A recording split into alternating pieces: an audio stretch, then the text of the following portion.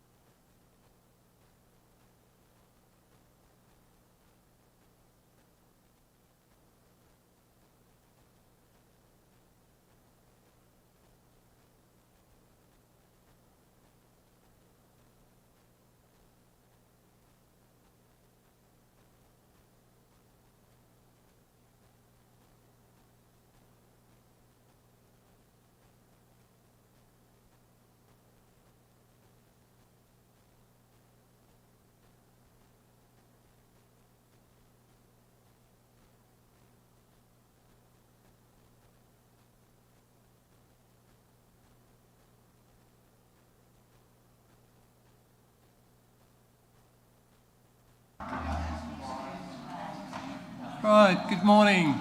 Good morning, ladies and gentlemen. It has gone 10 o'clock, so we'll make a start. Okay, welcome you all today. Doesn't seem that long ago we were here before. Yeah, my name's Councillor Michael Laird. I'll be chairing the meeting this morning. I'd just like to, I was going to welcome two new members to the committee, Councillor Bennett and Councillor Faircloth-Mutton. I bet they've both sent their apologies today. So. Just to remind you that this meeting is being broadcast over the internet and a recording will be available online after the meeting. As you know, members of the public and the press may record, film, photograph or broadcast this meeting when the public and press are not lawfully excluded and in line with the Council's published guidance. Could I remind you to ensure that your IT equipment is switched off or on silent, please. Can I also remind you to speak clearly into the microphones and avoid placing things such as papers or IT equipment in front of the microphone, as this will affect the sound quality on the live broadcast. We are not expecting a fire drill today, but in the event of the alarm sounding, please leave the room following the fire exit signs. So item 1 on the agenda this morning is public questions. And I can advise you that we have had no public questions today. Item 2 is apologies for absence and substitutions. As I mentioned, Councillor Faircloth-Mutton and Councillor Bennett have sent their apologies today, and there's no substitutes for them. But we do have a substitute for Councillor Nathan Wilson, who's also sent his apologies, and he's substituted today by Councillor Fleming. So welcome back to the committee, Councillor Fleming. Next item on the agenda is item 3, which is declarations of interest and dispensations. Can I ask if there are any for this morning? No, thank you. Item 4 then is minutes of the last meeting, which was held on the 20th of November 2025.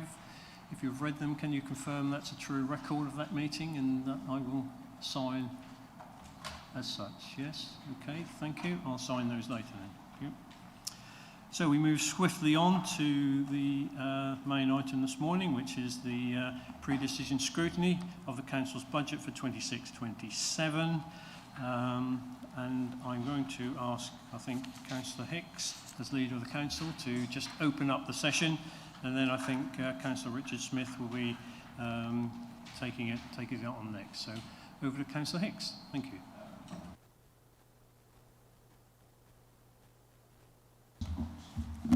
Will this reach? Will that reach over?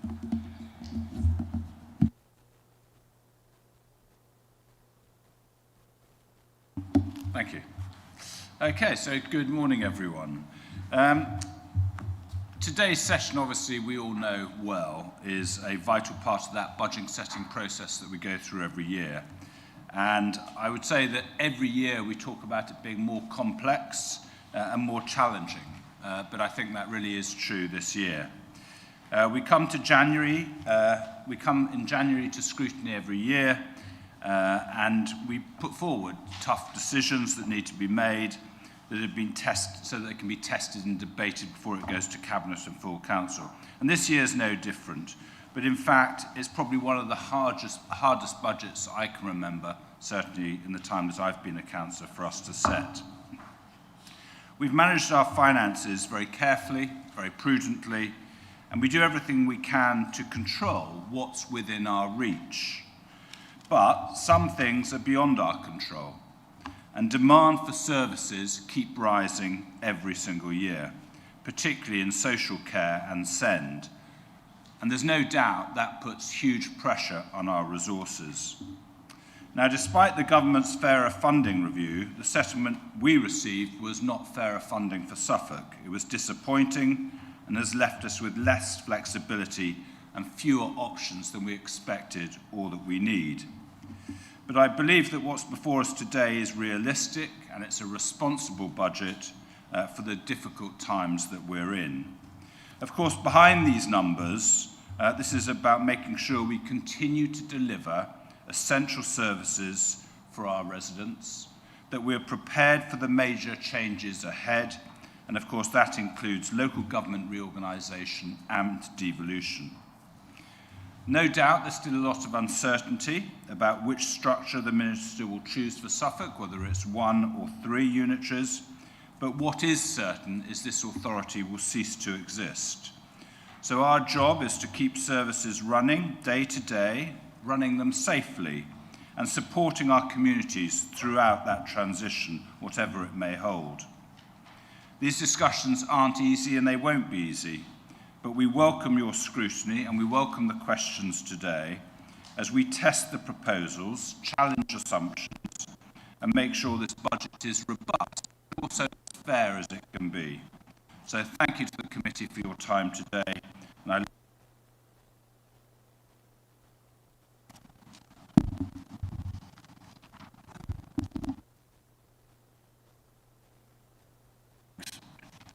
I've had the privilege of attending a number of budget scrutiny sessions, but I have very honestly to say to you that the 26-27 budget proposals have been, by some margin, the toughest to get to this stage. Of course, the work started many months ago, indeed back in June, and the figures have been through many iterations. Month by month, our difficulties have become more apparent, especially following November's budget and the now known outcome of the Fairer Funding Review, which has left Suffolk County Council some £3.5 million worse off than before. Now, we had our first briefing on the Fairer Funding Review at the County Council's Network Conference 2 months ago. And I asked experts on the panel there what was fair about the Fair Funding Review. I think my question rather stumped them, but it did get a ripple of sympathetic applause from the assembled delegates. And the best answer I got was that fairness is in the eye of the beholder. really meaning that although the government has used the most up-to-date data in reaching their decision and has incorporated many small individual grants into the new formula, like employers' national insurance compensation for local government, which will now very likely disappear over time, the fairness for upper-tier councils is largely absent, and the result we now know is a smaller quantum of funding for Suffolk County Council. Now, what's fair about that when northern areas and London metropolitan boroughs will see funding levels increase? The reason, of course, is a political one. We'll have to live with the government's decision, but it has meant that, in order to balance the budget we're examining today, further drawings from our now very stretched reserves have had to be made.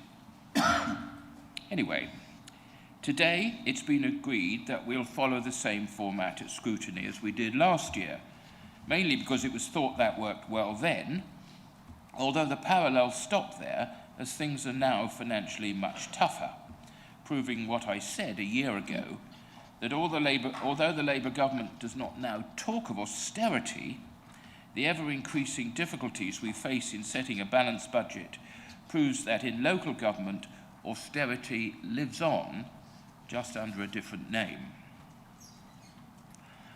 I do need to stress to you the concerted work of all our senior officers throughout the council in helping put this budget together, led by our chief executive and especially by the two characters on my left, Lou Ainsley and Andrew Philby, who have borne the brunt of a very considerable workload.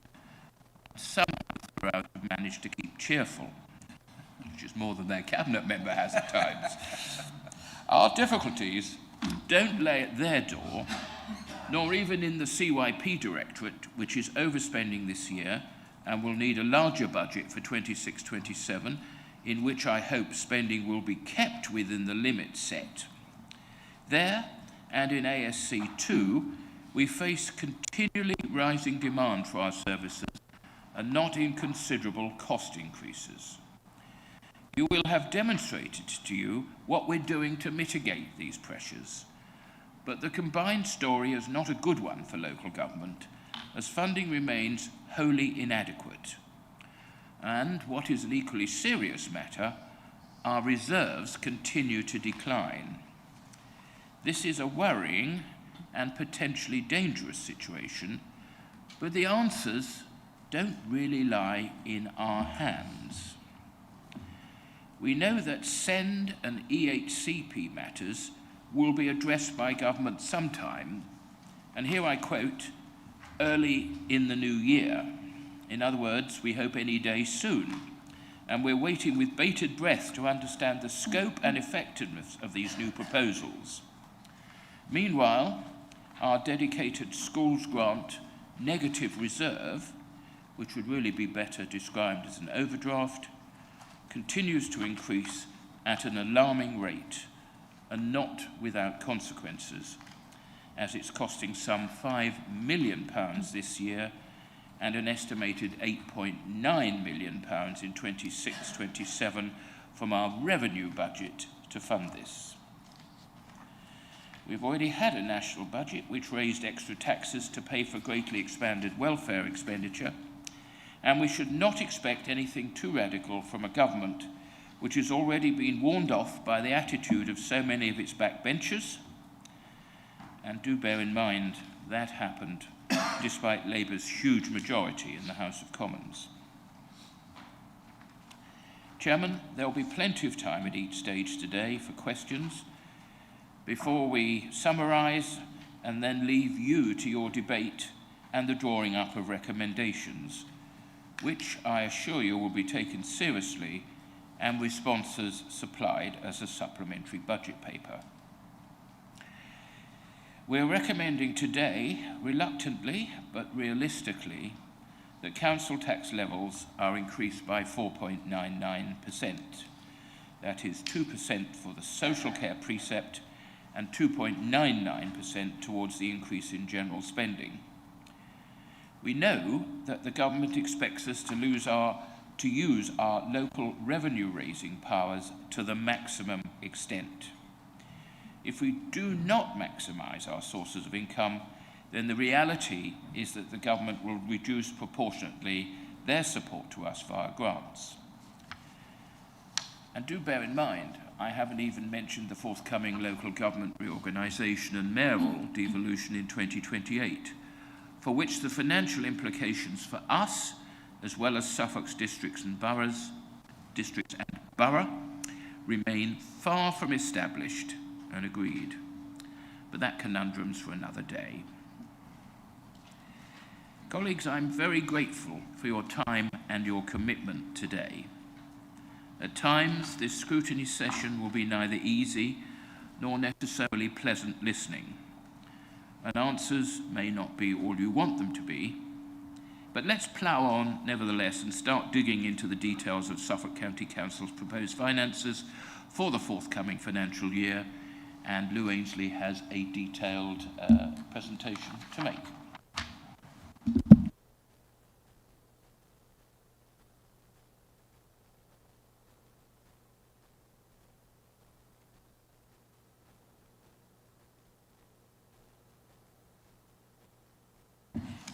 Okay, can everybody hear me if I use this one here? Excellent. Hang on.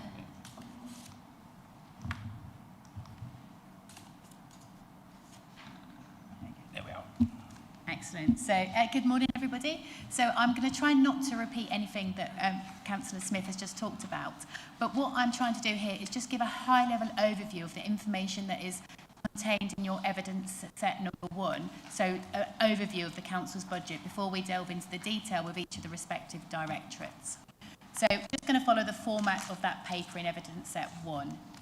So I think this first slide just shows you the structured process that we have been using to set our budgets each year. And you know, it serves its well. I think Councillor Smith has already talked about, we start this process very early on. So 8 months ago, we started to have those conversations around setting the criteria and setting the timescales with regards to how we were going to get to this budget that we're presenting to you today. And actually, that's really, really important because it sets the parameters that the directorates are working within, and it really sets those clear expectations of delivery. Like I said, we move through from that planning stage through to that development stage. And this is where we start looking at the actual delivery of our 25-26 budget and then the implications that talked about, the ongoing challenges we are having with our social care demand, our home to school transport demand, but also that rising DSG deficit, which is having an impact on the costs of our financing our capital programme. So all that is really, really important information and is embedded into how we then look at that budget. Also, during that development stage, as we've already talked about, is the fair funding review. So, you know, very much we can also look at the expenditure side, which we have some control over, but the funding side is very much determined around what government's policy are with regards to our provisional settlements. So during that development stage, we're also modelling the various scenarios with regards to what this new funding will give us.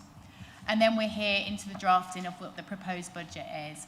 And so obviously we're at that critical time today where it's over to you to look at the budget that we're putting in front of you today for those challenges and that review. And then this will go to Cabinet on the 27th of January and then to full council on the 12th of February. So as with any budget, we continue to look at our budget strategy, and for the budget strategy for SCC, to continue to deliver those the best possible services, we have to deliver those within the available resources that we have. And we try to do that by aligning to the council's corporate priorities, but also the directorate's plans.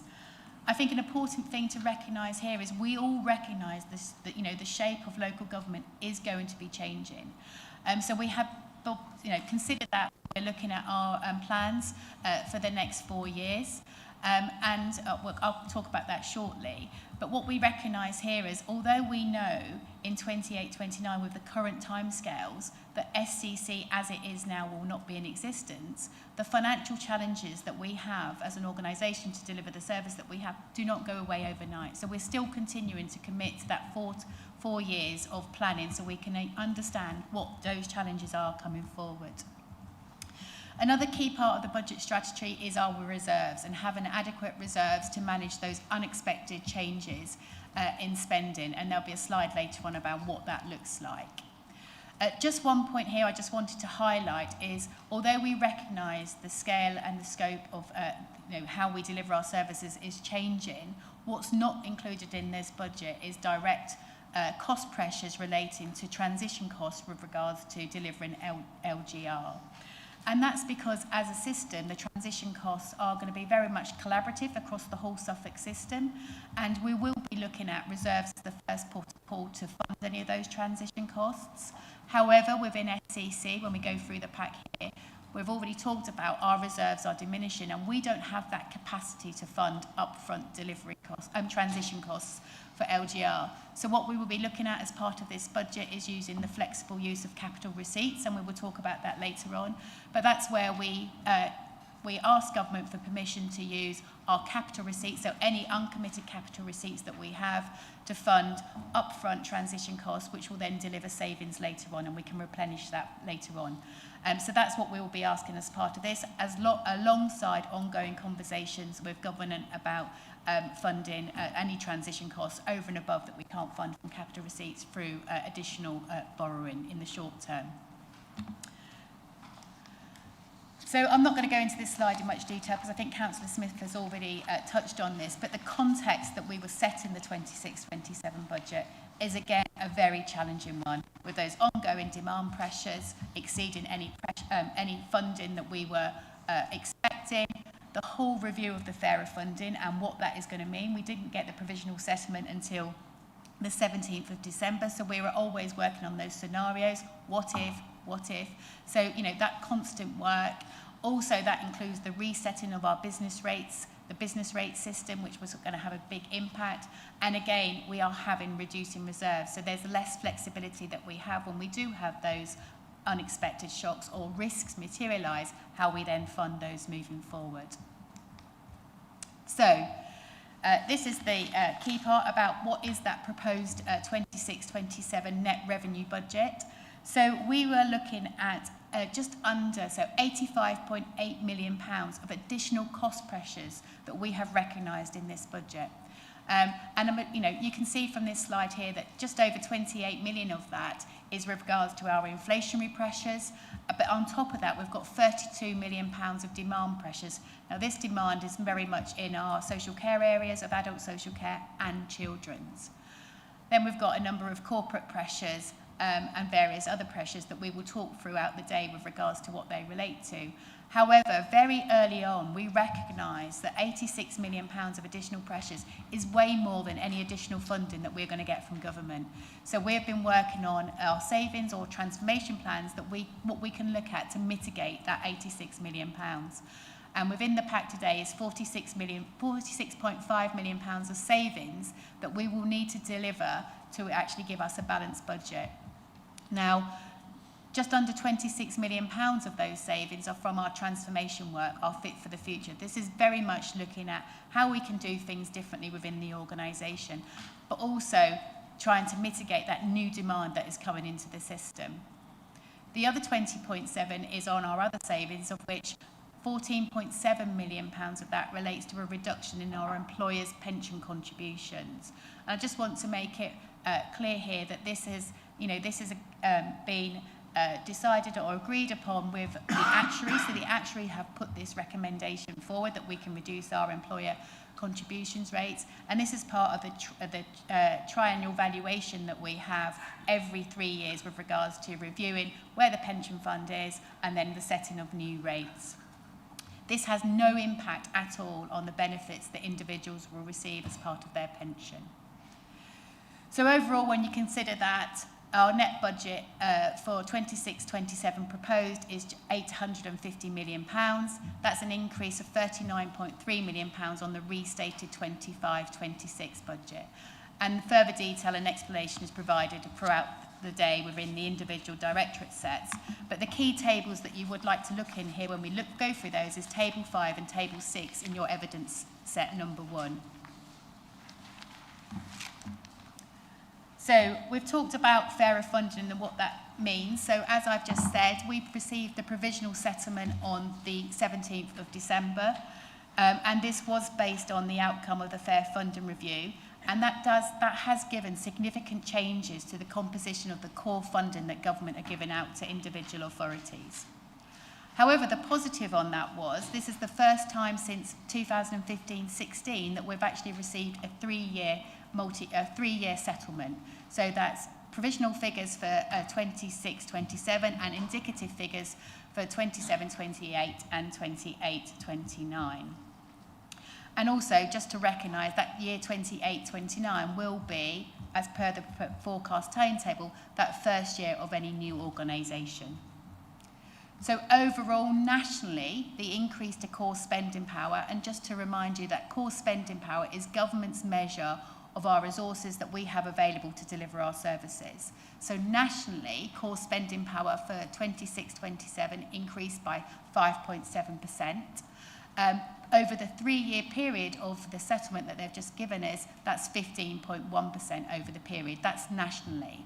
But just to re-highlight here again what Councillor Smith was saying, there is the assumption from government in that core spending figure that councils do maximise their council tax. So for a county council, that's at 4.99%. There wasn't much new funding announced in the provisional settlement, but there was announcements with regards to a 900 million being distributed within the new adult social care formulas, but there was additional investment in children's services of 547 million over the settlement. They also confirmed the continuation of the recovery grant. Now, we, Suffolk County Council, didn't receive this recovery grant, but actually this was a one-off recovery grant given in 25-26, but they have given a guarantee to those authorities that has received it that will continue for the next 3 years, although it will diminish over those 3 years. Now, the only reason why I'm saying that is because there was the expectation that that recovery grant money would be redistributed to the rest of the system. So actually that means there is less money for everybody else to redistribute. So as I've said, this is a provisional settlement, so there is consultation out at the moment. I think that closes tomorrow, so we won't get the final settlement until later in February, but we are very much basing our budget on that provisional settlement that is announced. So the Fair Funding Review, what does that really mean? So this is where government has rebased council funding and how they are distributing that funding to the individual authorities, and it's very much based more on an up-to-date needs basis. So the basic understanding of all this is they have redone their formulas with regards to how they distribute and identify that need, and they've used much more up-to-date cost drivers. So there's an understanding that it's much better representative of what's actually happening in local government. To also simplify the funding landscape, several grants have been rolled into core funding. So previously we might have received these individual grants in our services with very detailed views on how we needed to spend that money. But actually what they're saying is we're going to roll these into our core funding, and we'll leave this down to you locally to decide how you spend that money. So you will see that there has been an adjustment with how we receive our core funding. So when we talk about our core funding, what do we really mean? So this compromises of a fair funding assessment. So this is what government assumes that we need to deliver the services that we have with the population and where we are location-wise in the country. And then they calculate that, they then take off an element that we can raise locally from council tax. So again, they are assuming that we can raise a certain amount of this money locally, and then the balance that's left, they pay that with regards to our business rates and our revenue support grant. So that is our fair funding allocation, and that's how we will receive that money. Also, they are looking at, they've created 2 additional grants. So that's the Homelessness, Rough Sleeping and Domestic Abuse grant, and then the Children's Family and Youth grant. This is not new money. This is just a different way of how they're going to give us that money. So rather than being service specific, this is going to be received as part of our core funding. Also, as part of that fair funding review, so although they're going to pay us that money with our business rates, they have completely rebased individual business rates baseline. So in the past and over the last number of years, we have benefited as a Suffolk County Council because we've been able to retain an element of growth that we have in that business rate system. That has now all been reset, and now we're all starting again from revised baselines.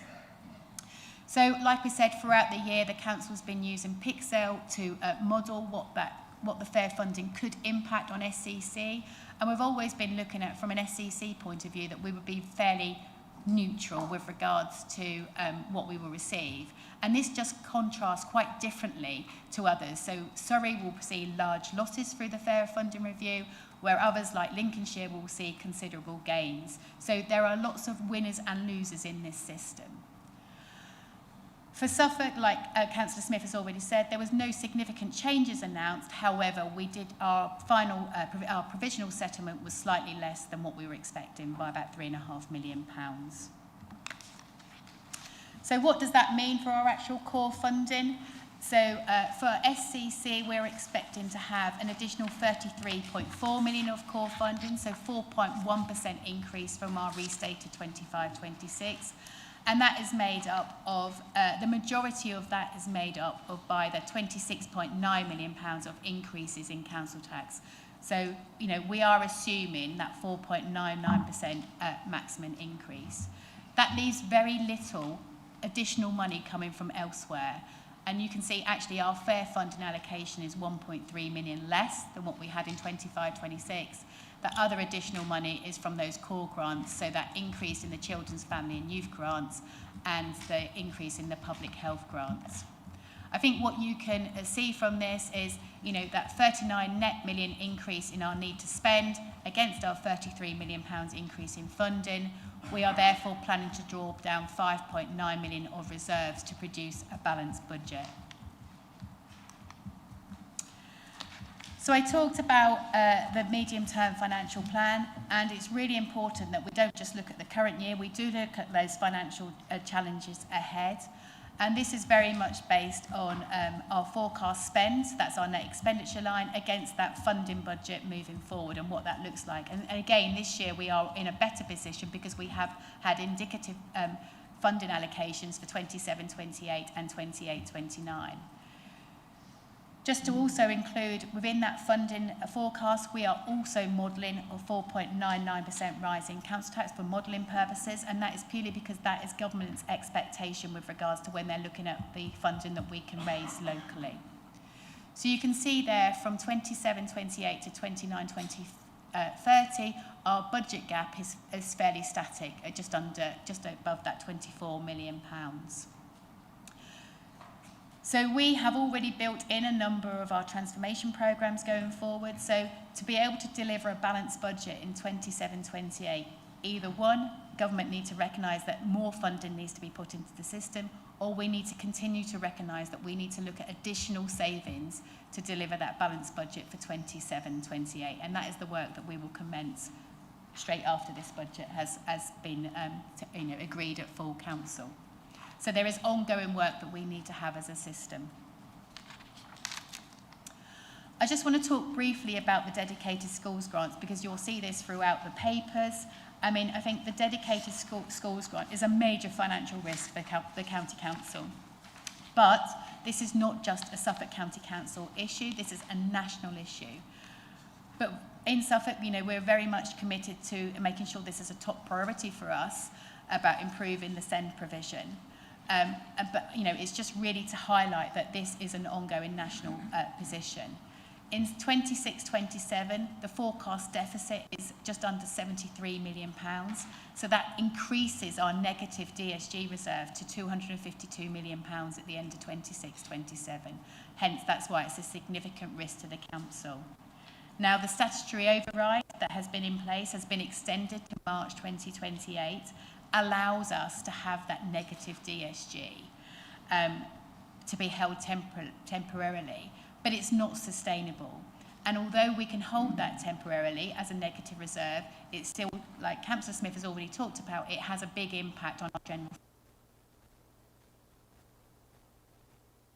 continuing funding of that deficit. Now, government have committed to improving the system. We know nationally they are looking at this system. We were expecting something to be announced in the provisional settlement with regards to the way forward with this. However, we are waiting the school's white paper for more detail. So I have to highlight it remains a significant risk, but government have said that they are looking at how they're going to treat this moving forward. So just finally, I'm going to talk about reserves and the financial risks. Why reserves are really vital in managing our financial position. And as we've already talked about, and we've talked about a number of occasions, we do need reserves to be able to help us manage those unplanned or unforeseen events that do happen throughout the year. And we know that from just looking at our Q2 monitoring, where we are showing an overspend on our budget. If we didn't have reserves, we wouldn't be able to accommodate that. So, and we also recognise that the reserves shouldn't be used to fund ongoing expenditure. If we are using reserves to balance our budget, then we need to have a planned approach to how we're going to replenish that soon after. For 26-27, our minimum level of reserves I have restricted to, we have to hold a minimum level of unallocated reserves of 5% of our next budget. This gives us some flexibility and assurance that we can manage at the year ahead any financial shocks that we are holding. And we are reviewing our earmarked reserves. These are all aligned to corporate priorities, but they're under constant review. Ideally, in the longer term, and we're in a better position financially, we would like to replenish those reserves back to that adequate reserves level that we have of the 2% of our general fund, and then hold a risk reserve that covers those quantified risks that we are holding as an authority. And I'm not going to talk about the DSG reserve again. So what does that mean for Suffolk County Council at the end of March 2027? So we are looking at having usable reserves. So this is all our reserves of 152.8 million at the end of the financial year, with unallocated reserves at £44.4 million, which is just above that minimum level of reserves to be held. So actually the headroom there is very small. So we will have to monitor that throughout the year. If that falls below that minimum level, then we will need to take action. And then those other reserves that we are holding are very much earmarked reserves for that specific purpose around capital and schools reserves, which we can't use to balance our general fund budget. However, what we just need to highlight here that if no further savings plans are developed, or we get additional funding from government, and we had to use reserves to balance the 27-28 budget, then I would be in a position to say actually our reserves are not robust and they're not sustainable. So that does mean that further work is necessary.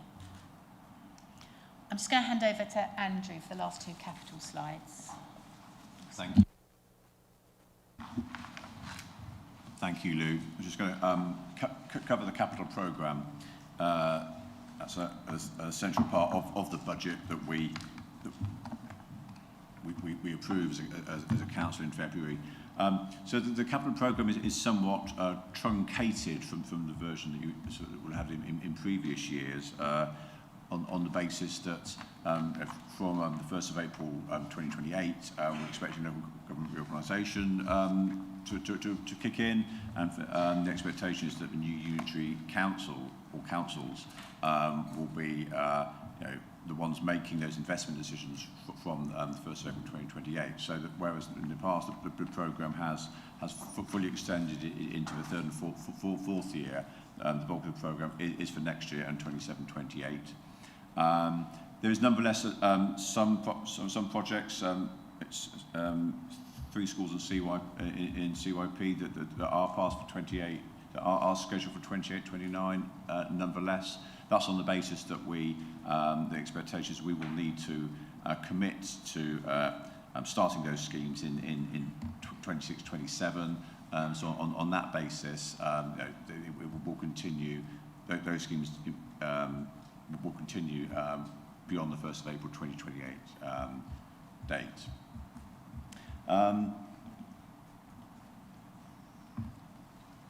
In terms of the impact of that, so we're looking at into the size of the programme is at £50 million reduction.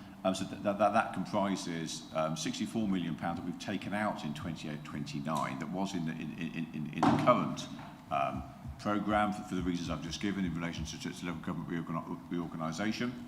So that's not been lost, that's just been moved into the pipeline, our capital pipeline, so we have that information available, we use for planning purposes as needed, but it's not in the programme on the basis, it's not something that we as a council need to approve. Offset against that, that 64 million reduction is 49 million pound we're adding into the capital programme. That comprises a number of things. The most significant part of that is some additional investment in schools as part of the increasing school capacity programme. So we've moved some projects from the funded pipeline into the capital programme. So the schemes that we've moved in were already recognised as being potential. Expectation was that we would need to deliver them, so we had already built that into our capital affordability modelling. So that does not impact or does not adversely impact on our budget. Other items are sort of provided much more detail within the directorate's evidence sets. For instance, we have a 5.2 million investments as part of the bus improvement plan. 2.6 million for public rights of way.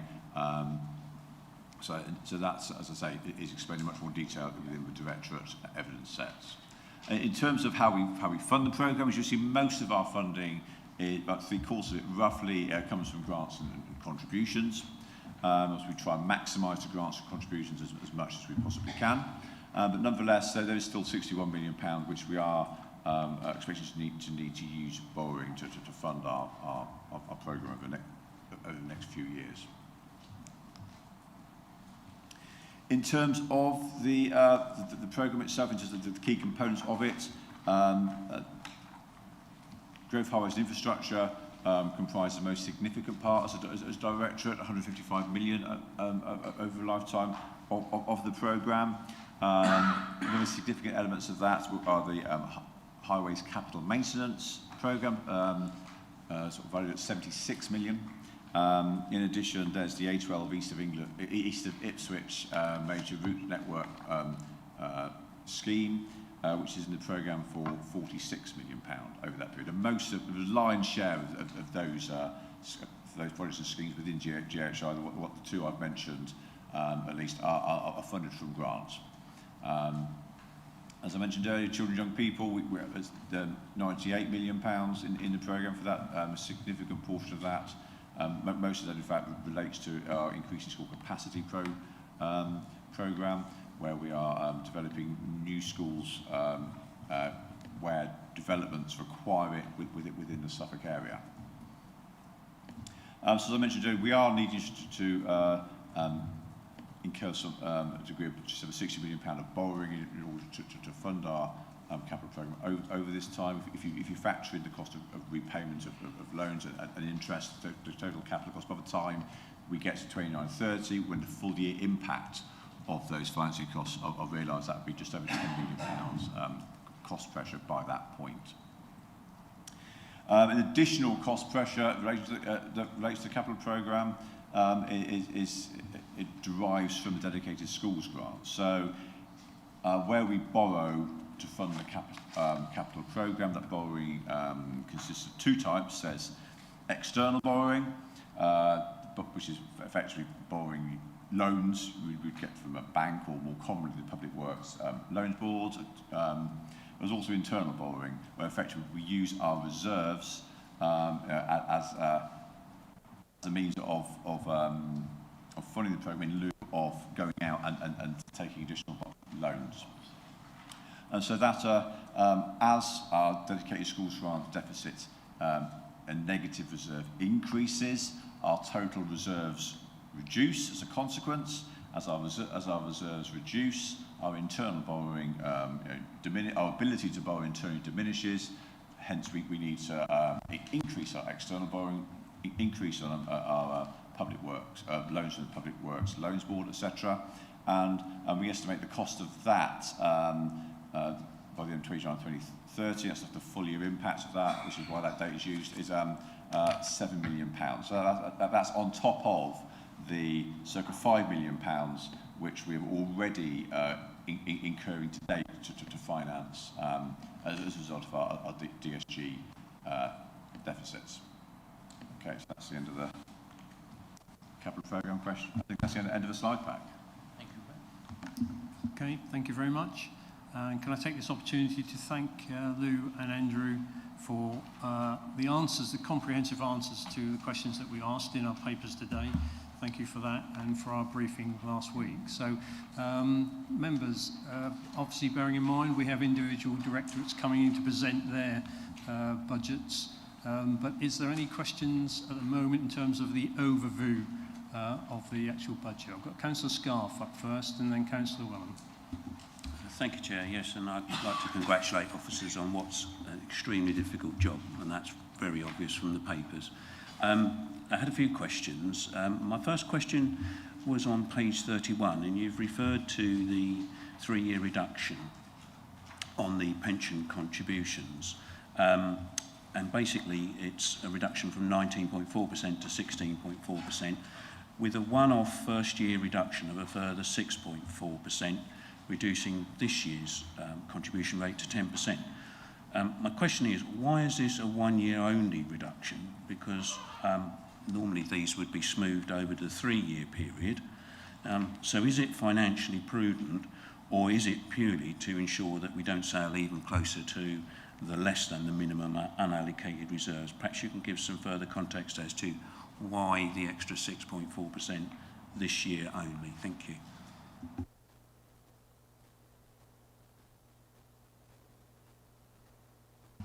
Okay, thank you, Councillor Welham, for your question. A very good question. So when we have the triennial valuation, obviously the pension fund is in a very different position to where we have been in the past. So the pension fund is in a surplus, 151%, I believe, at the valuation. However, what we need to bear in mind when we're looking at that is every single employer within that has a different report to report at. So, there was always expectation that contribution rates were going to go down, hence the 19.4 to the 16.4. I think one of the challenges that we have, so I wear two hats, I wear the pension fund hat, but also the hat for the county council and the financial challenges that we are having. We have been having ongoing conversations with the actuary to say, well, actually, we know that the pension fund is in a really good position.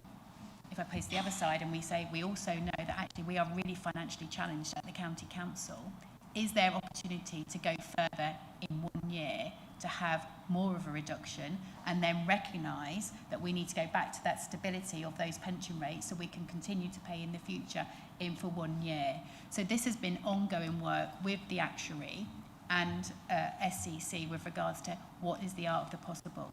So the recommendation or the proposal that has been put forward today is all from a steer with working with the actuary. They have given us assurance and confidence that there is no detriment to the longer term issue of the fund. The assumptions that they build into all the modelling takes into account hundreds of different scenarios with regards to the what ifs. So we're fairly confident that this actually, it supports SCC with their budget, but it also makes sure that the pension fund is still in that position of sustainability and being able to pay those longer term rates, the benefits, sorry.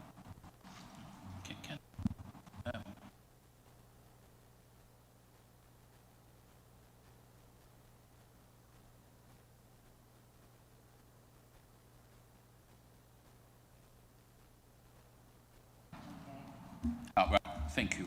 If I may just add, about 12 years ago, the funding level of the pension fund, and I happened to be on the pension fund committee at the time, was 72%, which was a big worry.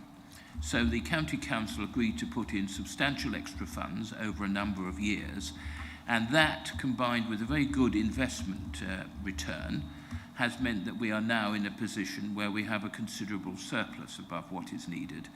So we made it very clear to the actuaries that we did need some help from them when we were in a challenging position otherwise. And this is quite a good settlement. They have said that we can go down from 16.4 to 10% for 1 year, which gives us an extra £10 million to play with. That's welcome. I will be reviewing this in a year's time, but I do accept this is a 3-year scenario and a 3-year settlement. Okay, thank you. Did you have another one? Yeah. A second question then. We've heard about the headroom that we've got in terms of the minimum target of 5%, and that's very evident. But you would expect, I suspect, that the Scrutiny Committee would ask you what extra steps could you take, or what could you contemplate in doing in order to make sure that we don't actually sail very close to that minimum level in the future years. You've alluded to it during your presentation, but what extra steps could you take above the normal budget financial monitoring to ensure that we take steps to ameliorate that situation and indeed build up the reserves? Because it seems to me you're in a very difficult position, so I don't know what extra steps you could take in order to do it, but I think it's a valid question that we could ask of you. Thank you. So, sorry, Councillor Scarff. Yeah, so a very good question, and I think those are really challenging times. So I think the importance of the ongoing financial management and controls is absolutely critical to make sure that we manage within those budgets. So, you know, we report quarterly to Cabinet, but behind the scenes from a leadership point of view, we are catching up on a monthly basis with regards to forecast positions, where we are, and actually if there's any deviations from the budgets, we then have to say, well, what actions do we take? Because we know that we haven't got that capacity to keep drawing down from reserves. And some of that might have to be really difficult decisions that we need to make going forward. So I suppose it's that keeping on top of those tightening of controls, putting more spending controls if we need to have those in place, and that constant review. So it is review, actions, mitigations, review, actions, mitigations. It's ongoing. Can I again just comment, because I think, Councillor Scarff, what you've said is, as an aspiration, absolutely right. We do need to pay full attention to this. But actually, in practice, it's a bit harder to achieve with all of the pressures on our budgets. So one answer is that we adhere to our budget. We are likely to have an overspend this year, but we had a surplus the previous year. But we do need to adhere to our budget in 2026-27 as part of the strategy of slowly rebuilding reserves to a more sustainable level. Okay, thank you. Right, could I just make a comment on the pension fund, because I think that's really important for the staff of the County Council. I think pensions are very vulnerable. They are very volatile in terms of, because they depend on the market. But I do understand the situation at the moment, but I think it's really important to get across to employees that their pensions are safe. I think that's the main thing to mention to them, because unfortunately people, thanks to Robert Maxwell and people like that in the past, people are very nervous when we talk about pension, taking money out of pension pots. So I think it's really important that we get that message across to staff that their pensions are safe. And I'm happy, Chairman, to re-emphasise that. I accept all that you say. Their pensions are safe. They are not affected by this. The Section 151 officer has given that assurance earlier on.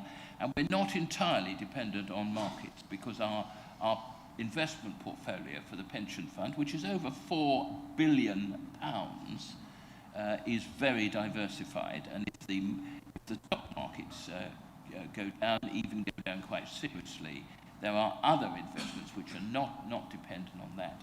So we're as confident as we can be that the investment portfolio will continue to be a good one, and certainly pensions paid are not affected. Okay, thank you. I think I'm very confident in Councillor Smith keeping a check on that through the year. Yes. No, just to add, so I think when we do this triennial valuation and we're setting contribution rate, the underlying principle is that contribution rate needs to reflect that we can, as a council, in the longer term, pay those benefits that are being provided. So that is an underlying principle. So that's what we have to determine to be able to pay these rates. So that, exactly, do give assurance that that is what we're trying to do. Good, thank you very much. I think Councillor Welham. Thank you, Chair.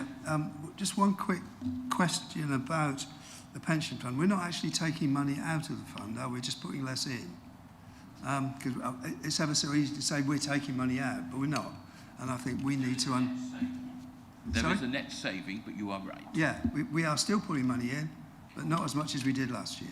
And I think that's a message we need to get, we need to understand and get over.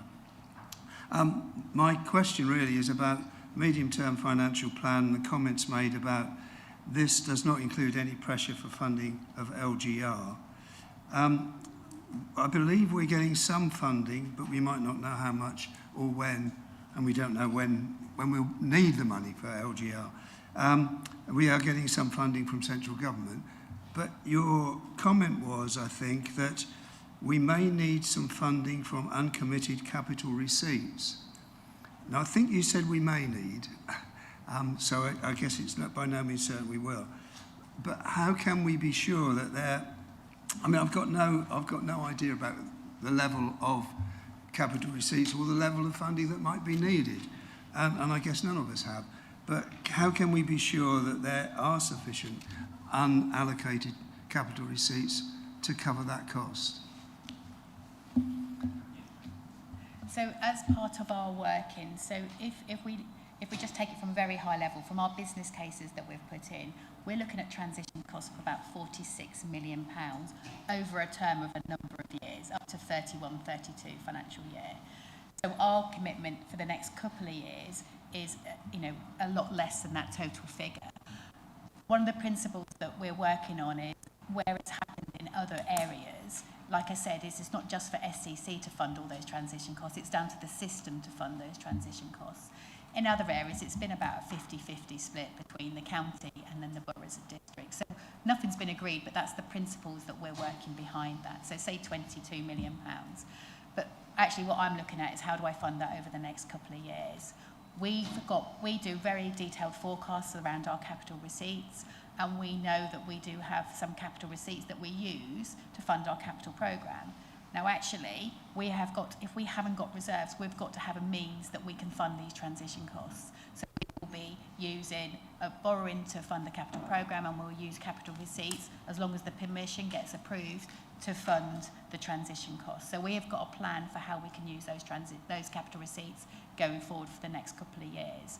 Alongside that will be ongoing conversations with government around the direction around additional borrowing if it's needed. So if we've got no reserves that we can use, if we've exhausted all our capital receipts, the only other option is that we borrow for those upfront transition costs and then replenish when those savings materialise. So that's the plan of action that we're looking at from a Suffolk County Council perspective. And again, may I just chip in, because you, Councillor Welham, said, how can we be sure?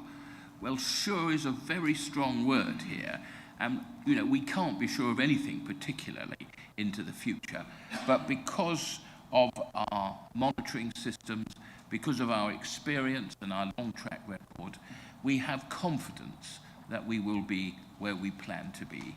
But we can't be sure, because that's giving too high an assessment.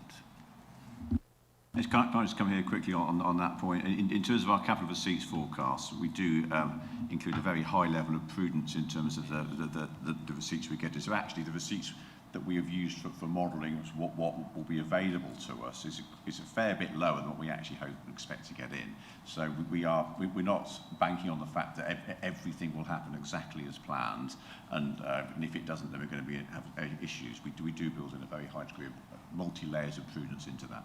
And that's the first use of prudence today, and I think we might hear that word more as we go on. Did you want to come in, Nicola? Yes, it is. Thank you, Chairman. Pilot error. I just wanted to clarify, I think I heard a councillor say that government will pay for it or give us money for local government reorganisation. That's not the case. It's the net savings of the overall business case, which is why this authority has been so robust and cautious in its One Suffolk business case. So there's no direct money from government. We've asked, we've been told no. It's not unique to Suffolk. For local government reorganisation, it's the net savings that come out of the business case. I just wanted to clarify that, Chairman. Hence, Lou Ainsley's recommendation of using capital receipts to fund the transition. It's just really important to be clear on that. Thank you. Okay, thank you for that clarification. We've got Councillor Reader now. I suspect this would be around DSG. I was going to leave that until we get into children and young people services, but more of a general point. So one question on the consultation with the public and then on to the capital programme. Looking at the figures on page 50 and the consultation under section 3, and then comparing that to last year's, which I had the time to actually do, and I'm sure you haven't done it more recently, the appetite for increasing council tax has diminished. This year we've got the answer to the question, increased council tax, there's 65.5% disagree, whereas last year 50% disagreed. So taking that as a basis that people are feeling the pinch at the moment, and that's how they've answered. But then if we go on to table 4, which is on 51, it then shows, and the question is, given the difficult situation, which following services do you believe should be the highest priority for the council's budget allocation? And the one that has actually gone up is children and young people services, which is good. You haven't got the last year's comparison, but I've written them by the side. Adult social care has gone down, highways has gone down slightly, and then the answer is everything should be equal. So my question is, it is really encouraging to see that the public understand the need and the requirements of children and young people services to deliver the services that are needed. Could I just ask, how have you been able to translate those figures into producing the budget? Whilst I know the budget setting is extremely tight, but how have you taken those into consideration?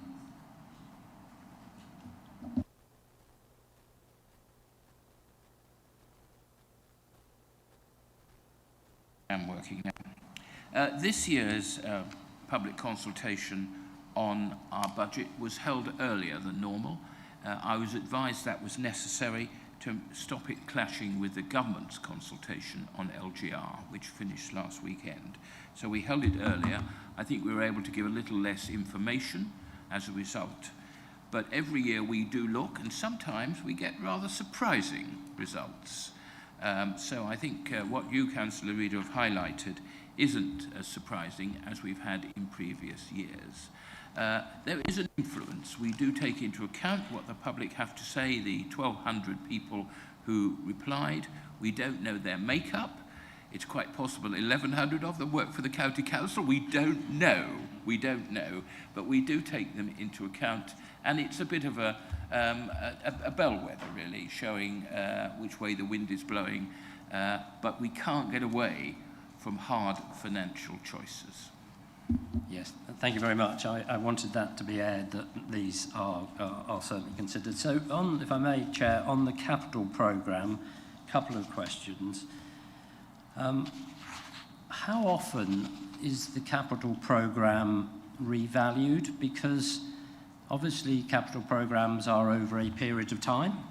You know, they're not going to happen next year. They're going to be, some of the capital programme, it could be 3-5 years hence. And we all know that the cost of all these capital projects are just building costs, etc., escalating. So within the assumptions that you've made in your capital programme, how up to date are those figures, and when will they be looked at again going forward? Because obviously that does have an effect on the medium-term plan. Thank you. I'll start off and then I'll bring in Andrew, if I may, because I do want to pay tribute to Andrew and his team, because they have put a huge amount of work in over the last 12 months on reviewing the capital programme. They've found 15 million of savings. They've created a capital pipeline, which is for projects post this council, which we can't disregard, but will distort the figures. And everything is looked at in extreme detail. I am a member of the Capital Strategy Group. What's its official title? It is, thank you, I got that right, it's pleasing, which meets monthly, where we really interrogate every new application. Andrew. Thank you. Yeah, in terms of the capital programme, it is under regular review. So we went through an extensive process as part of setting the capital programme, which we have in our budget papers this time, of reviewing each and every line of that programme, assessing whether the scheme was still necessary, whether it still met council priorities, whether we could reduce it, cut it in any way, and still acceptably deliver what we have to as a council. So yeah, that was a process that went on not just within finance, but you know, across directorates over the summer, and which leads to the programme that we see is being presented today, and will be presented in more detail within the Cabinet papers later on this month. I want to give you an assurance that the capital programme is managed as tightly as it can be. Thank you. And just my last question, and not to disappoint you, Chairman, if you've mentioned about the DSG. So on the last page, on the last few words of your slides, it actually says, there are additional pressures to the capital finance budget totalling £7 million by the end of 2029 to 30, on the assumption that the deficit being the DSG, from 28-29, will be the responsibility of central government. I'm sure you're not going to be confident, but obviously with the review that's got to happen with the DSG, will this council do everything it can, and perhaps you can give us the figure of the amount of interest that the DSG has occurred over the years, and when the government write off that DSG, they include the interest as well and give that back to us. Thank you. We have certain assumptions of what the government will do. We're waiting to hear their proposals in detail. Perhaps you'd like to outline what you understand those to be. So to date, it's cost this council £8.9 million in DSG interest in what we're accruing. I think and then obviously that's up to 25-26, and that will increase. So based at the end of 27-20. The ongoing negative DSG deficit. The understanding is, and what was announced as part of the provisional settlement, is they've got the intention from 28-29, they will take responsibility. It won't clear the historic deficits. That's the bit that's outstanding. So we're planning that we still have to deliver that and build that into our plans. So when we talk about any mitigations that government are going to come up with, any contribution to them will help us with our MTFP going forward. But we don't know what that is, so we're planning on a worst-case scenario that we're continuing to have to fund that deficit until the statutory override ceases. Just come back. So the two figures you mentioned there, Lou, was 8 million and then the 30 million. Now, was the 8 million the amount that we have spent on interest, including 25-26, on our DSG? Because obviously it was much smaller. So that's, but it's then it could be going up to 30 million, being the total accumulative interest by when? The end of 28? 27-28. And you've got to bear in mind,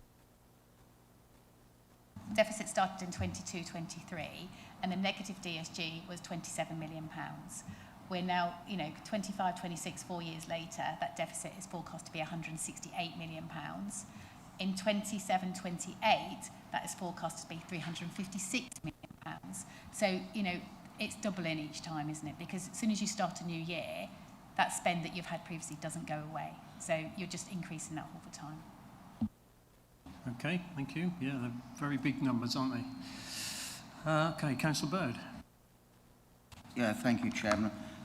I just want to really build on the concerns raised by some of my colleagues already. We've mentioned the 5% council tax, we've mentioned the 5% reserves that we need to try and hold each year.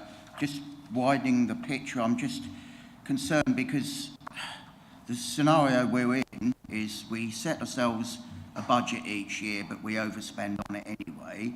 We put our council tax up by 5% a year, but what that yields just doesn't equate to the amount that our expenditure goes up every year.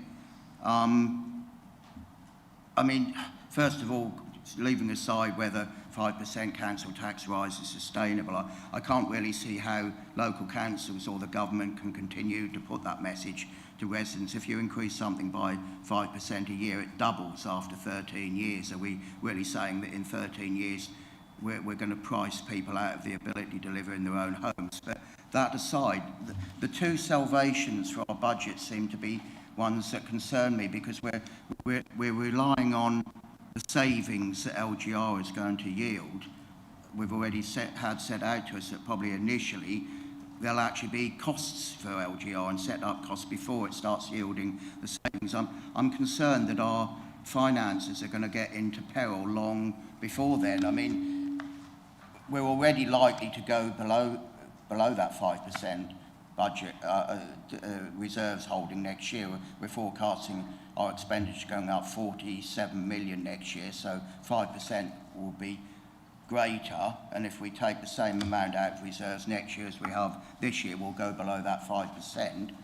We're relying all the time. We seem, our salvation seems to be, if only the government give us more money. Well, how exactly are they going to do that? The government is borrowing £20 billion a month at the moment to balance the books and cover their expenditure. So I don't really see how local government can say, oh, they've got to bail us out and give us more money. So it seems to me if something doesn't shift, we're heading to financial ruin. I mean, it seems, let me paint the scenario. I'm a finance and debt advisor at the Citizens Advice, okay?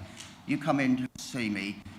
Now you say, I set myself a budget to live on, but I spend more than that budget I've set. I get a 5% pay rise at work every year, but the amount that I spend is more than that 5% yields me. I was hoping for a bailout loan from the bank of mum and dad, but my parents filed for bankruptcy last week, so they can't help me out. What can you do for me? My advice would be, well, it seems to me the only way you can get your finances back in order is to cut your spending. That is the only way. We're going to go below our reserves funding, if not deplete them completely. We're putting up council tax 5% a year, but that doesn't cover the rise in our expenditure anyway. Are you working up to a question, Councillor? Well, my question is, do you agree that the only way of getting our finances back in some semblance of order is to cut the amount that we spend each year? So shall I kick off on that? I think, I mean, you make a valid point, but I think the big issue is the increase in demand. And every single year, demand is going up. We're seeing it with children with special education needs and disabilities. We're seeing it in adult care. We're seeing it, children now living with far more complex needs because of the success of the NHS. So demand increases, and this isn't unique to Suffolk, but Suffolk does have an ageing population. And when I attend CCN and LGA meetings, this is a constant theme. So yes, budgets are tighter, central government's funding is tighter, funding of local government is tighter, but we still have statutory duties to deliver with increasing demand. So it is a very difficult circle that we are all going around trying to keep up with the demand with, in effect, less money. So it's a constant source of problem for all councils. There's no solution that I can give you today to say this is the answer, because if we cut our budgets dramatically, then we don't do our statutory duties, which we are obliged to deliver on. So it's a vicious circle. If I may just come in too, I think you're a little hard, Councillor Bird, when you say we overspend every year, because only in the last financial year we returned a surplus of over £6 million.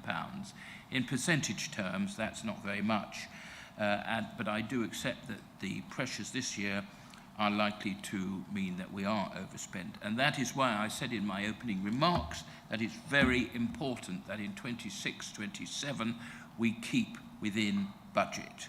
Now, 27-28, when I sit here, if I sit here, perhaps I should say if I sit here in a year's time, I'm going to say to you that the financial choices that I had to make to set that budget were even harder than this year. And we know that. We know the choices are getting even harder.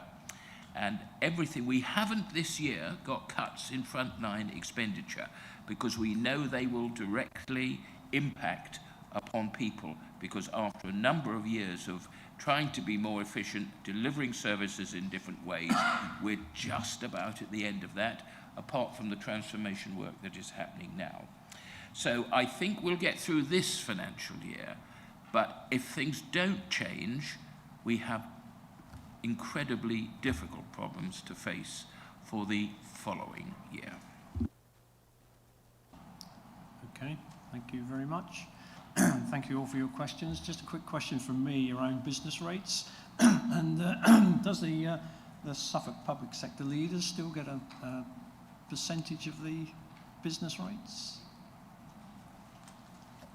So we're having to relook at the whole business rate pooling because the pooling parameters have changed in the new reset. And whereas we benefited from pooling before because we knew that we had growth in the business rate system that wasn't baked into our baseline funding, that's not the case going forward. So we're having to relook at that. So we're in that moment now with decision whether we are going to pool or not. But that is very much based on actually confidence around growth in the business rate system in the next year over and above what they said that we're going to retain in 26-27. But also the benefits of pooling are not as great as what they were before. Okay, good. Thank you very much. Okay, I think, ladies and gentlemen, we're going to move on now if we can. We're already running over, but I think that's not a problem. There's some very important and interesting questions and discussion. So we're going to move on to the next section, which is looking at the Children and Young People Services Directorate. And can I welcome Councillor Bennett and Councillor Reid and their officers this morning. So I'll hand straight over to you. And then we'll ask questions after you all. I understand there's no presentation, but you're just going to talk us through the introduction. Is that okay? Yep. Thank you.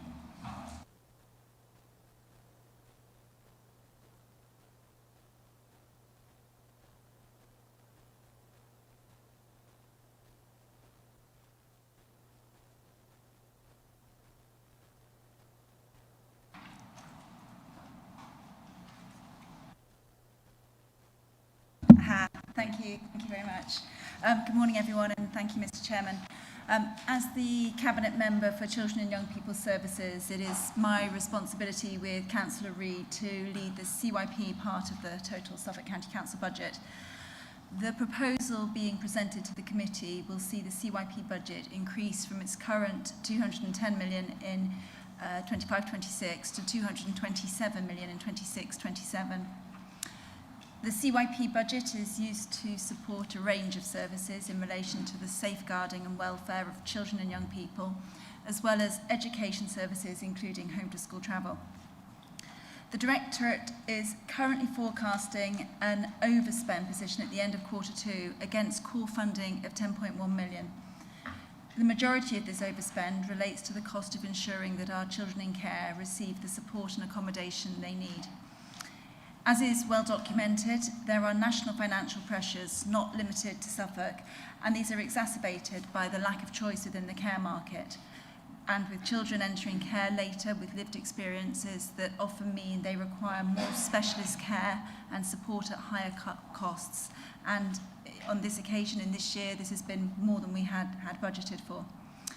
The level of overspending this year against the service has been recognised in the budget for next year, and we've done extensive modelling, which we've been using to inform our budget.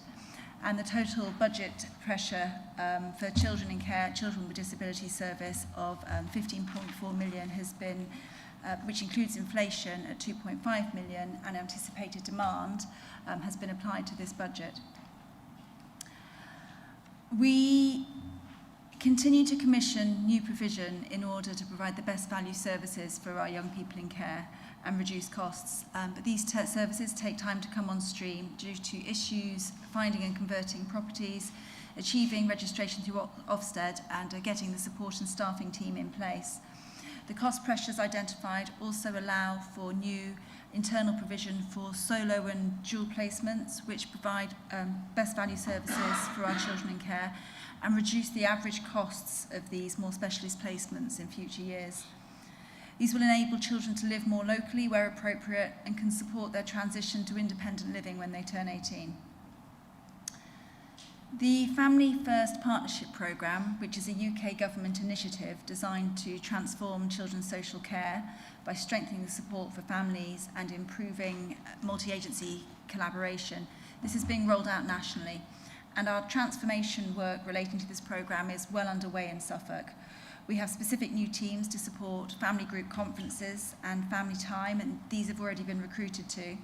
And the additional costs in this financial year relating to this are forecast to be £0.7 million, which includes some partner secondment costs with our health and police colleagues, as well as new posts to support changes required to systems, backfilling of posts, as we transform from one model to another. The total full year cost of the new structure and the budget pressure is realised in 2026-27 and has been limited to the £2.3 million grant that formed part of this year's settlement.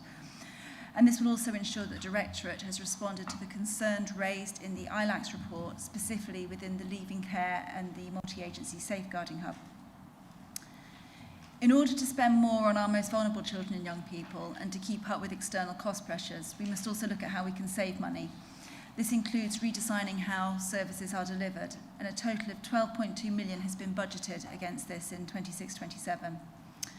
While 6.5 million of these savings will be delivered through corporate strategies identified, such as the reducing of the LGPS contributions, which we've discussed about, and Fit for the Future redesign, 3 million is budgeted to be delivered by continuing our work with Empower, using their valuing care approach to ensure that children are matched to homes that best suit their needs, or rebalancing their care and support packages to improve overall value for money. Having worked with them over the last financial year and identified already £2 million worth of cost avoidance, we'll continue to work with them on a phase 2, which will now have a focus on reviewing the Children with Disability Service and how current provision supports the needs of Suffolk's children. This saving will be supported by the Family First restructure, which will ensure the service can provide earlier help and meaningful interventions for families so that more children are supported to safely remain within their family or wider family network. Although the new structure has been built within the originally agreed grant monies available, a saving of 0.4 million has been budgeted for and is expected due to natural staff turnover within the year. Chairman, I would like to place on record my sincere thanks to all of our Directorate staff who have unwavering dedication and made challenging decisions every day to support the children and families of Suffolk. Their commitment and hard work is deeply appreciated. And I'd like to thank Councillor Smith and his finance team for guiding us through a very demanding budget setting process. This proposed budget has been based on putting the needs of our children, families, young people first. The proposal ensures sufficiency, capacity for the Directorate to manage existing demand, whilst also preparing us to respond to emergency statutory and exceptional pressures which will require additional resource. Ultimately, this means that we can carry on doing what matters most, supporting our young people and families. Thank you. Thank you very much. Yes, Councillor Reid. Yes, thank you, Mr. Chairman. And I've got a few words to add to what Councillor Bennett has said, and then I'm going to ask the team supporting this to introduce themselves before we get into the questions. My areas of responsibility within the Children and Young People's Directorate include education, learning, inclusion, and school travel and schools.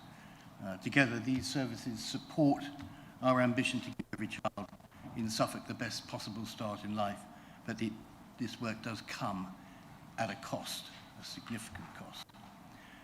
Councillor Bennett mentioned the overspend, so I won't dwell on that, beyond the fact that it does represent nearly a 6% increase on last year. Turning to SEND transformation, important progress is being made. And while rising demand continues to place pressure on the system, last year we published a detailed needs assessment and improvement plan to strengthen provision, improve consistency and deliver better outcomes. There are clear, and with our partners across health, schools and the Suffolk Parent Care Forum, we have robust plans in place to continue this improvement. However, we recognise that this progress is not yet being felt consistently by all families, and that remains a key priority.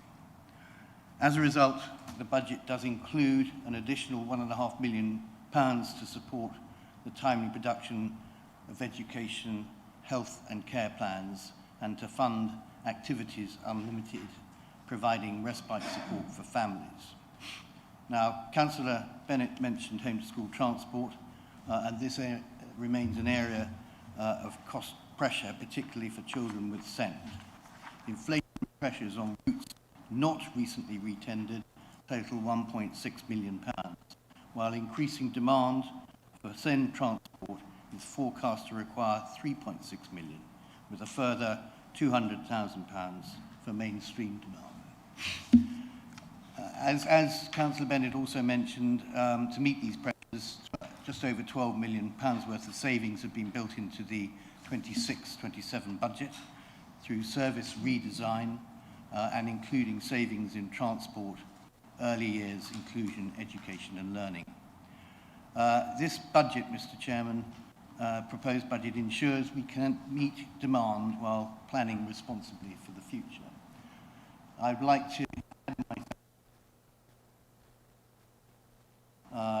and indeed the finance team supporting them, and I'd just like Sarah Jane, Harriet and Sonia to introduce themselves.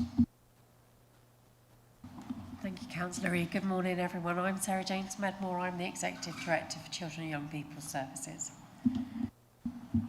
Good morning, everyone. My name is Harriet Wakeling. I'm the Assistant Director for Commissioning, Performance and Quality Assurance. Good morning, everyone. I'm Sonia Harban. I'm the CRP Strategic Finance Lead. Okay, thank you very much. So, questions first. Councillor Bird.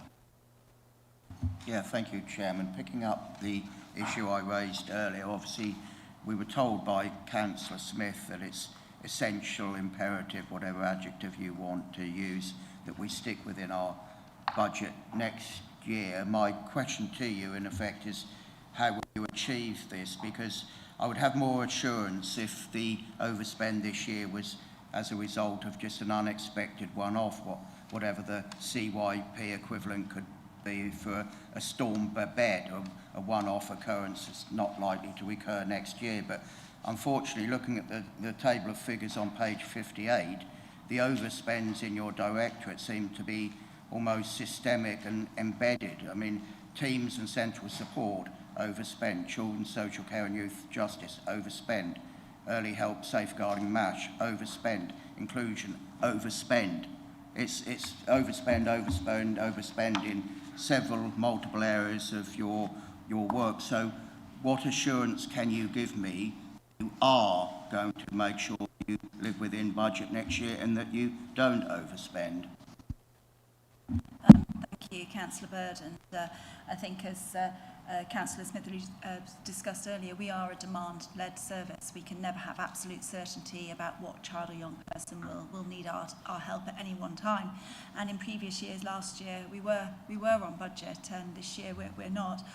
What we have done this year is, as I talked about in my speech, we've done much more extensive modelling. We've been talking to our colleagues in different councils. We've been looking at the national picture, and we've built in our overspend from this year, and we've been doing all that work to make our budget much more resilient. But we will always be what is referred to as the provider of last resort, and that means that not only we do have a human duty, but we have a statutory duty to look after people when they need it, and we have to do that. But you're absolutely right. The best thing that we can do as a directorate for this council is to come in on budget, and the best way we can do that is to set a budget that is right for us, that supports people at the right time with the right help, and that is the work that the directorate have done, putting this budget together today. Thank you. Yes, well, thank you. I quite understand why you're concerned, and that concern reflects through to exactly what Councillor Bennett has said about this being a demand-led service. But I'd like to pick up on what Councillor Hicks said earlier about being demand-led, and I'll give you one example of what is outside our control, which is this year on year, our requirement to produce education and healthcare plans increased by over 20%. And that is nothing we can do anything about until we have a reform of the national system from the government, and there is talk that may be the case. Okay, thank you very much. Next question is Councillor Reader. Yeah, thank you very much, Chair, and thank you for the presentation. Hugely difficult. So a couple of points, once again, on capital, really. On page 69, it shows the capital programme for CYP, and then in an asterisk at the bottom, it says expenditure for rolling programmes when the actual expenditure for 31st of 3rd, 2005 has been removed. One of the ways that CYP has been trying to manage costs is to increase its own provision through capital expenditure. And I know capital expenditure, as we've just discussed, is hugely challenging at the moment, not namely because we're spending money on DSG interest. So if you could just elaborate a little bit more on that, because, you know, to help Councillor Bird, the way to reduce the budget costs is by getting the cost down, and that is perhaps one way of doing it. So that's my initial question. I'll come back on the second question if I may. Thank you, Councillor Reid, and I'll answer specifically looking at our sufficiency for children in care. And when we're looking at sufficiency throughout the directorate, we're looking at sufficiency across the piece. So yes, we're looking at our children's home, but we're also looking at our sufficiency with foster carers and our sufficiency in supporting people to stay safe within their family networks through kinship care and the work about family group conference that I talked at. So with the capital spend around children's homes, we've been very successful recently in getting some money from DFE, which will part fund some of the work we're doing. And I'm hoping to bring a cabinet paper forward soon, which will talk about how we're doing that. And when we're talking about matching that spend from through the capital borrowing, within CYP, we're looking at how we can support that financially to make sure we don't put any additional pressure onto the corporate budget. Sufficiency is important. We know that when we have children in our own homes that we can control the costs. We're not suddenly going to get a call from a provider and ask us for significantly more money for no apparent reason. And we know that we can keep children closer to their family networks. So it's lots of benefits, not just costs, but in terms of benefits for that child or young person. Thank you. Sorry, did you say DNT? We don't understand what that... Department of... DFE. DFE, sorry. I haven't put my teeth in. Thank you. Yeah, sorry, Councillor Reid. Thank you. Coming on to the SEND part of the CYP, I know the Directorate went through the Delivering Better Value. In other words, that was the scheme a couple of years ago that was to look at us and look at the Directorate to see if they were spending the money in the best possible way. And I'm sure there was so much work done that we are. that work obviously needs to continue. I'm hesitant on actually asking this question, but there is another level on the support that we can get from government, which is what is called the safety net. In other words, when our DSG becomes so difficult that we need to look for virtual funding from the safety net. Has that been considered? Does it need to be considered now rather than leaving it for another year? So that's applied, it's the safety valve, and that's applied in other counties, in other local authorities, but not here. I'd actually like to explain the difference and the consequences of either, and how that may have played out in places like Norfolk. So I think, I'm not going to speak out of turn here, but I think what we've recognised with the safety valve, it's not always delivering what's needed. And there are some authorities that are in the safety valve. So the safety valve, what that gives you is government will contribute to some of your debt, but you have to put that money in as well. So it's not free money, it's, you've got to put the same contributions in. But actually, I haven't looked at it for a little while, but there have been some authority where that's been paused because they're not delivering on what's being delivered. Because actually, out of their control, because the demand has just grown at such a pace. And I think this needs to form part of the whole SEND reform that they're looking at the moment. So I think we all thought safety valve was going to be a response, and it was government's way of funding the deficits, but I don't think it's delivering what it was there to initially do. Fine, thanks, Chair. So that sounds good. It's been looked at, and it's just not an option at the moment. And just my last question, if I may. Chairman, could I just add? So this authority was part of the Delivering Best Value in SEND programme, so we were part of that. May well have been in your time as Cabinet Member James. I can't remember the exact time frame of it. Yeah, just to echo that, I think the safety valve has been pretty much wound up now. It's not proved effective as I think hoped, and the national reforms really, I think, are the way to go now. Yeah, thank you very much for that. So on page 71, paragraph 47, is talking about the Section 106 agreement, and it goes on and saying about that the increased costs, as I was talking about earlier, with capital expenditure, and you've been talking with developers, and it says this has seen an ask for developers increase in line with the actual build costs and will be beneficial for the future, but does not assist with historic agreements. We all know that Section 106 is really, really complicated. I can see it written here, but what success is the authority having on ensuring that we do get recover the costs for some of these large capital, particularly with schools, etc.? So you may recall before Christmas, and I think it was Ipswich Garden,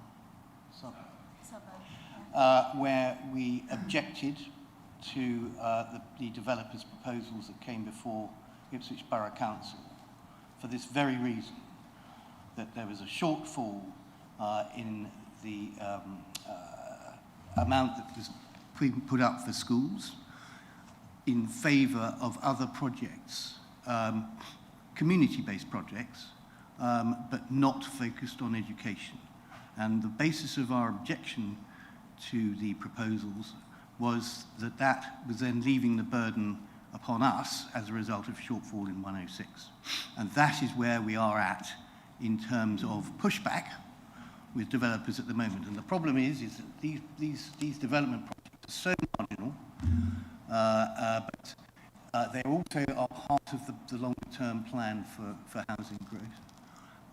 And that is at the expense of education provision, and that's just not acceptable. So our approach is to push back, and that's where we are.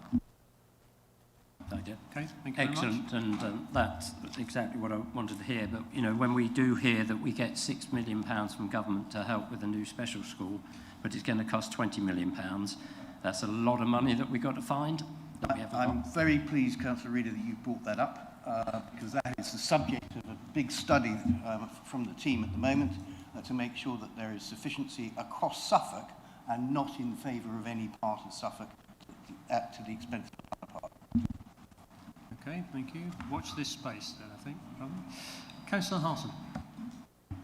Thank you, Chair. I think Councillor Bennett's probably answered my question, because I remember when we were on the budget working group, how you said that sometimes private provision might turn up with a child at 4:30 on a Friday afternoon and say, this is all yours because we can't cope anymore, and how much better it is when we provide our own provision. And I just wondered how the providing of the provisions is going, because it seems to me that a lot of developers are looking at finding provision within Ipswich itself, which is almost like a money-making exercise, rather than what I would like to see, the care of children themselves. Thank you very much. I think the children's social care provision market is incredibly complex, and there are some councils like us that have our own homes, and we have a number, and we're building more, and there are some that don't. And we keep the majority of our children close to home, either through foster care or through our homes, but there are some councils that don't. So there will be, I know, applications that come through for children's home that will maybe nothing to do with us and maybe housing children from other counties.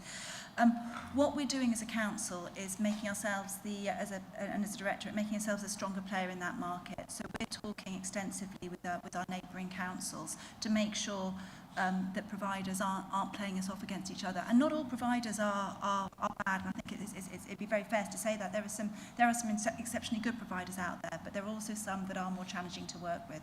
But we're working in a market where there is a lack of spaces, where they do have the more levers than we have to pull. So we're doing everything we can to strengthen our levers so we can play. So it's sort of on more of a level playing field.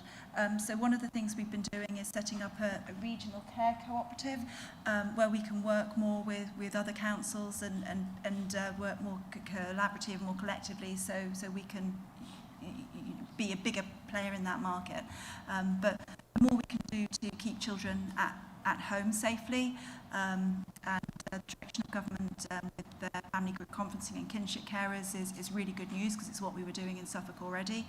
The more we can do to, when that's not possible, to keep children in foster care as well, and we've got a fantastic foster care community that do brilliant work, the more pressure that will take off those extremely expensive but also places, and they should be reserved for the children who have the most complex and severe needs, to make sure that they get the care they need. Can I please add to that? And if I'm wrong, perhaps Sarah Jane Smedmore will correct me, but I believe that through the capital budget this year, a number of extra places have been provided within Suffolk. There will be more that come on stream or become available in 26, 27, so we're doing all we can. And only recently I heard of a new proposal, which I think probably has DFE funding, as I understand, but I'm going to be briefed with others on Friday about a new facility in Saxmundham, the town in which I live. So there is a lot going on within the constraints of our capital budget. The other thing that I should have mentioned, which is really important, is the work we've been doing with Empower as well. Now, they are an external company that's come in, but they have more than realised what we have paid them to do, and that is talked about in paragraph 7, paragraph 9 on page 59, and I mentioned it briefly, and they're helping sort of test our work there to make sure that we have got the right children in the right place. And it's not just about having care homes. I think there's very much a move across the country away from sort of larger children's homes that people might sort of see on television or in a sort of a fictional narrative, into much smaller placements. So we're looking at solo placements, dual placements, because we know that that's where those children and young people can get the best care. But the work we've been doing with Empower has really thoroughly looked at how we're looking after those children, and has brought forward a sort of considerable amount of savings, which is detailed in paragraph 7 and a bit more in paragraph 9. Thank you, that's very reassuring. Can I just ask one further question about savings in transport, and whether it's, because I believe you use a taxi service is really what I'm trying to say, and is there any saving that could be made by providing our own transport in the form of a small bus, coaches, whatever, because it's so astronomical, the costs. Yeah, thank you. And I believe that we have an element of our own fleet through Veritas that provides support, I think is the best way of doing that. So an element of our own does, because we actually own them and they are in our fleet.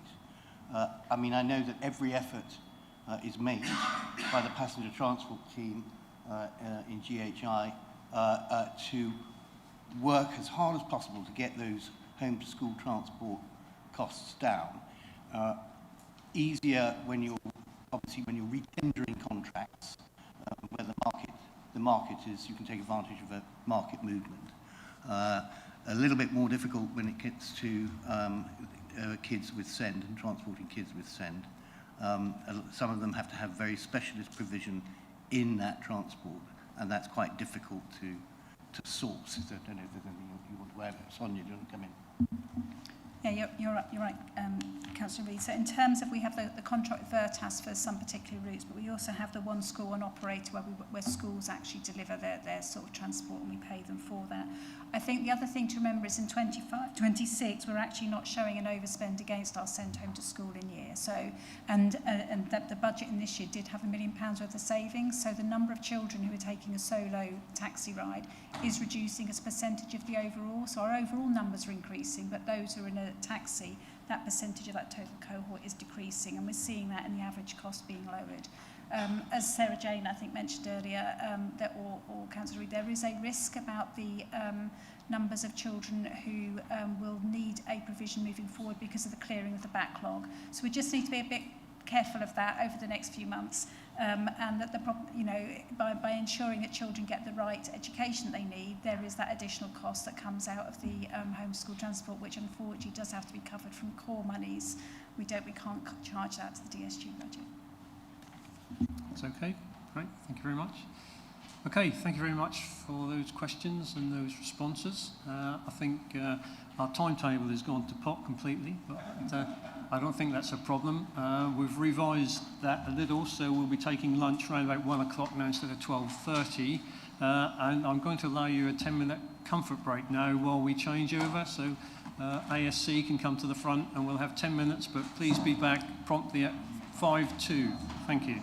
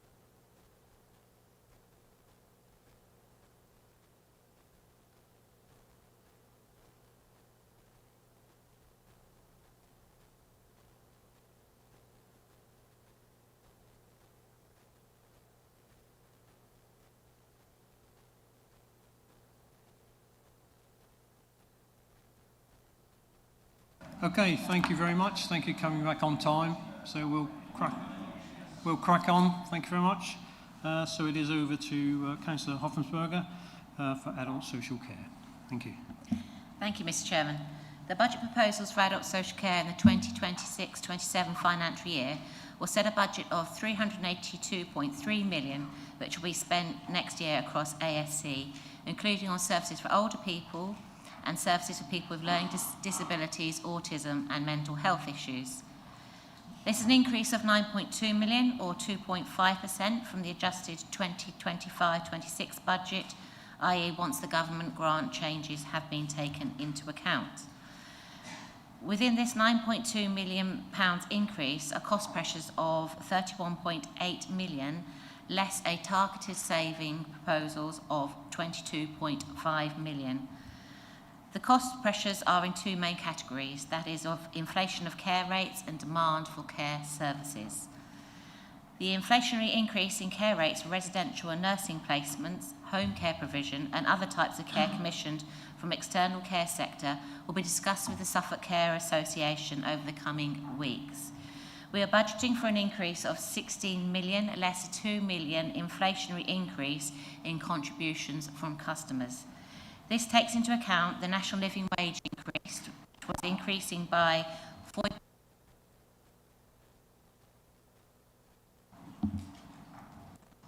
Is it working? Is it working now? Yeah. 4.1% from April.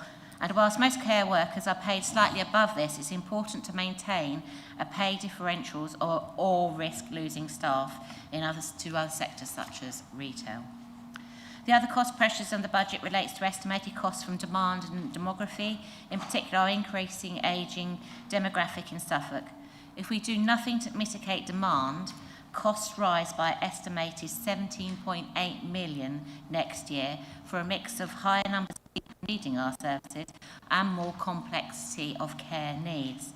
However, we are doing things to mitigate this demand, and we have transformation programs, People First and Independent Lives, which are there designed to mitigate demand costs through re-enablement of customers to make them more independent and through the use of lower cost digital solutions from our Cassius initiatives and a variety of other measures, which is why we have the intention to fully offset the 17.8 million cost pressures with mitigating these measures.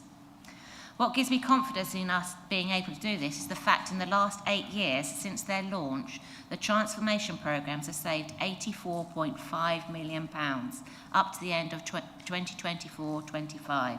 And they are on course to increase that further in the year above this year's £15 million target.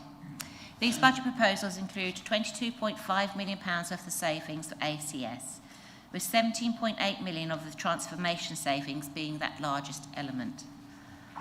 Of the 4.7 million balance of savings, 4.2 million will come from the change in the employer contribution rates for local government pension schemes, and this is a cross-directorate saving.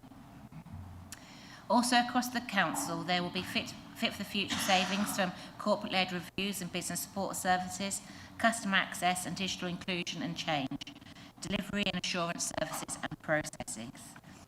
This has notionally been set at about £0.2 million for ASC. Finally, there will be savings of £0.3 million, which will come from reduction in third-party spend. The main element of this is the ending of a block contract with Shaftesbury in Carno to be more fairly split across health and social care. In conclusion, largest directorate in the council in terms of spend, ASE takes its budgetary responsibilities very seriously. There is never enough money to do everything we would like to do, but these proposals, in my opinion, offer the right balance between supporting and valuing the care services, which we do, which includes recognising the pressures care providers face, but alongside that, being very aware of our statutory duties to set a balanced budget for the council overall. And finally, this budget would not be where it is, and we would not be able to provide the support without our amazing staff to the people that we look after. So I'd like to thank all the staff who continue to work under very difficult circumstances, but continue to provide a really good service for the people of Suffolk. Thank you. Okay, thank you very much for that. So I'm going to open it straight up to members for questions. Should I quickly introduce? Oh, yes, you can do, yeah. They are free for flyers. Yeah, that's fine. Hi everyone, Gareth Everton, Executive Director for Adult Social Care. We've got apologies from Alyssa, who's our Assistant Director for Strategy and Change with Authority. She's unwell today. Good afternoon, Andy Plummer, Strategic Finance Lead for Adult Social Care. So, questions, members? Councillor Reid first, and then Councillor Goldsmith. Thank you very much, and may I congratulate you all on paragraph 34, as you mentioned in your speech that saving 84.5 million over that period is just truly amazing. And the problem I see with that is that all other savings are going to be harder to reach. The more you save, the harder it is to save anything. So my question is really about, and obviously you are confident, otherwise you wouldn't put it in the papers, but your saving of 17.8 million, I think, is really dependent on the performance of the NHS. And obviously with all the changes in the ICBs, etc., reducing their amounts of money that they've got, I just see that it is very ambitious, which we obviously encourage. So, as I've said, you're confident, otherwise you wouldn't have put it in the papers, but what is Plan B? I thank you, Councillor Reader, for that question in regards to transformation programmes. So I think we need to understand what transformation actually means for us as a directorate. So actually, whilst they're called transformation programmes, they're very much business as usual for us now, and they're built into how we work as a directorate. So not only are they savings programmes, but now they are very much improving outcomes for the people that we support as well. So it's very much business as usual, and it's now a core thread throughout everything we do. So when we talk about what is our plan B if things don't go wrong, well, there isn't no plan B, because this is our business as usual, and we've built it so far into the work that we do. But you're right, it's right to be cautious. There are things changing. We know that the health are going through huge changes at the moment. And when changes are imposed upon organisations, it becomes a lot more difficult for that integrated working, because people tend to go into their own corners and fight their own budgets and budget pressures. But we are lucky in Suffolk in that we have a very good relationship with our health colleagues and a commitment to continue working in a integrated way to support the people of Suffolk. We are, of course, confident that we will achieve the £17.8 million worth of savings through our transformation programmes. We have a good track record of doing so. And this is carefully monitored, so and we build in that assurance. But also, we are very aware that we have to be flexible, and that if things aren't going in the right direction, that we will change, and we will change according to the circumstances. It's, as I said, we've got the right people doing it with a really good skill in achieving these transformation savings. So, but that 17.8 million is a target. We also have a stretch target as well, and we have a good track record of achieving a stretch target as well. And all I can say to you is that I have the assurance that we have the right people doing it, and I think our track record speaks for itself with regards to how we control and how we work with our transformation programmes. May I come in, because I think it was a good question and a good answer, but these proposals don't get into the budget without further scrutiny. They have to get through my finance colleagues, and also they have to get through me, past me as well. And I have talked to Gareth about this, which is quite an ambitious sum of money. but I have the confidence from the Executive Director that this can be achieved. If the worst comes to the worst, well then, with the tightness of budgets in the organisation, things will be difficult. But in this case, I have a high level of confidence based on past performance and on new ideas and new ways of working coming forward that this amount of money will be saved. I come back, Chair. Thank you very much indeed, and that's perhaps the answer I expected, and all the best of luck to you, and that's what I can say. And I think integrated care service, which we are moving towards, is so important that, as you've said, Becky, that we mustn't go into the silos. Everybody must work together, because that's going to happen.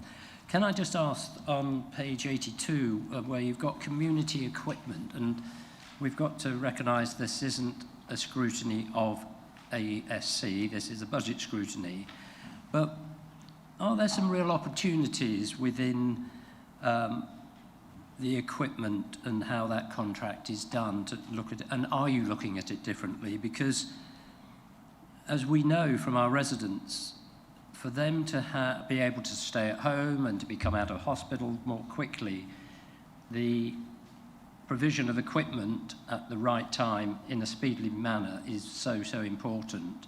So is there anything you can just tell us about that you see can help the budget and is helping the budget? Thank you. So we have currently 2 community equipment service contracts that align to our NHS partners. So obviously in Waveney we have one contract that's with Norfolk and the other in the rest of Suffolk. Both the lead commissioners for that are our NHS partners and delivered through Mediquip as the community equipment service provider. Now we obviously contribute to that through our pool budget arrangements, and we continue to work with them to operationalise and get efficiencies from that contract. So things like equipment could be delivered on the same day or a next day basis, and that costs a bit more. So being more proactive and better thinking for things like discharge or the provision of equipment, we can order it on a more routine delivery perspective. There's also the side of that we're on collection, where if we get the equipment back in, cleaned on the shelf, ready to go for someone else, there's again efficiency in that. So we work closely with Mediquip as the provider to make sure that's working as efficiently and as effectively as we can. And then from a joint commissioning perspective, making better use of that service and how it fits as part of a wider health economy. So I think we're always looking for better use of that equipment, that contract. Thank you. Just one last question, which I think we've touched on, and if you do have time to watch the television, any of you, you'll see that there's now adverts about an organisation helping people to get continuing care funding, and I can't really understand why a private organisation needs to do it. You can do it yourself. And I know you've done a lot of work on that. Is there still scope for more work to ensure that the health service pays their part of any care for our residents? So that is one of our key, it started off as part of our transformation, well it still is, it's built into our transformation programmes, is to ensure that from the outset when contracts, when support packages are agreed with our health colleagues, that we are looking at them putting in their upfront cost as we, in the past what's happened is that we have arranged a support package and then we have front-loaded the cost of that support package and then charged back our health colleagues. And as you know, that hasn't always, we've taken its time trying to get the money back through the system. And we're working still trying to get some money back through the system. So we're looking at how we arrange those support packages now, in that the contract elements between health and social care are agreed at the very outset now. Thank you for that. Councillor Goldsmith. Unfortunately for me, my question has just been answered. Yes, Councillor Scarff. Yeah, thank you. On page 77, we talk about the level of funding for providers from the County Council, which is obviously really crucial because it's a very large percentage of the total gross budget of your department. And we talk about the balance required in order to ensure that the level is affordable to the council, but it also allows the sector to remain viable. But paragraph 18 also talks, and it's a really salient point, I think. At the end of paragraph 18, it says, however, that has to be balanced against the fact that Suffolk has a higher than average spend on adult social care, including higher than average residential unit costs. So I guess the question is, I'm sure you are doing something on it, but what work are you doing on it to identify why Suffolk has higher residential costs compared to other authorities of a similar nature? So we've been doing a lot of work over our benchmarking with our comparative neighbours as well, as has been outlined in that. But I'll let Gareth has gone into a lot of detail, or the team's gone into a lot of detail over those benchmarking figures. And also there's some questions with regards to actual what our figures are showing compared to our published figures are showing. I mean, there's a quote somewhere about lies, damn lies and statistics, and how you take kind of averages can mean different things. So it's absolutely right that on one cut of the data, it looks like we spend higher than average on adult social care in Suffolk. But there's something about the demography and the demand and the number of people and the types of people in our community. So we support 2.2% of our population through adult social care because we are an older population. Compare that to Essex, which I think is 1.7% of the population. They're talking 0.5%, and is that significant? But when we're talking about the spend and the average spend, it does make a difference.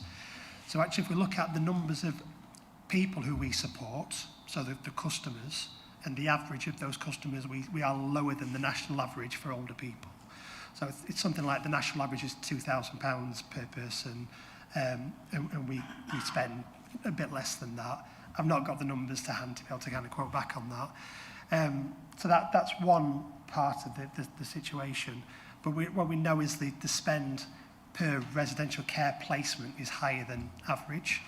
That's not necessarily a bad thing. So our strategy, People at the Heart of Care, is about supporting people to be in their own home for as long as possible. So that means when you go over that tipping point and you need residential care, in Suffolk, our customers who use residential care are more poorly, are more complex, and it takes more cost to support those people in residential care provision. So what we've found this year is the number of new placements into residential care has gone down. The number of people supporting in their own home has gone up. And that's really showing the shifts as a result of our strategy and that it's working. So I would say it's right that our cost per person in residential care is higher, but as an average, that brings us down because more people are supporting their own home at a lower price point. Thank you. Thank you. That's exactly the kind of reassurance that we were looking for. Okay, thank you. I guess probably the biggest, or one of the biggest risks is a care home sort of going out of business. I mean, how sort of confident are we? I know none of us have got a crystal ball, I know, but how confident are we that none of those will go down in the next financial year?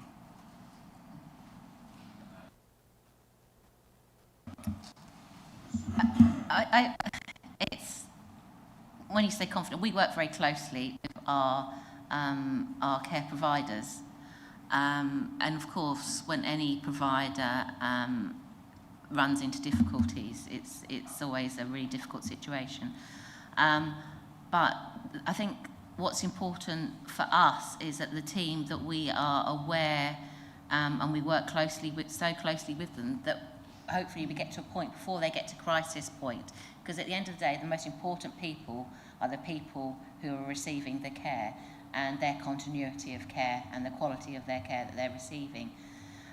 So by continually visiting care homes, by continually speaking to them and understanding their businesses and understanding their care and support and the quality of care that they're providing, we are able to support them as far as we can to prevent them getting into crisis. Now, some things you can't prevent, but I suppose the assurance is that if something does happen like that, we have got such a good, strong team, and we work so closely with our providers that we are well practiced in ensuring that continuity of care and protecting those people that we're looking after. Our provider support team's very good, our contracts teams are there and we know when there's red flags coming up to be able to support them in the ways that's needed. Okay, thank you very much. Is there a contingency in the budget should something happen, or would you just deal with it through the normal budget? Any budget is set with some contingencies within it. That's the most prudent thing to do. We have a, so for example, our Home First team is a provider of last resort. So if a home care provider goes in, we can put our team in place to provide that. So with regards to contingency, there's always some contingency with regards to moving, but it's a difficult situation because you don't just sort of say we're going to bail, we're not bailing them out financially. What our duty is with regards to ASC is ensuring those people are still receive the care that's needed in the right place at the right time, and that continuity of care. So that's our contingency, is to ensure that there's that continuity of care. Okay, thank you very much. I always thought the last resort was Blackpool, but Councillor Bridgeman.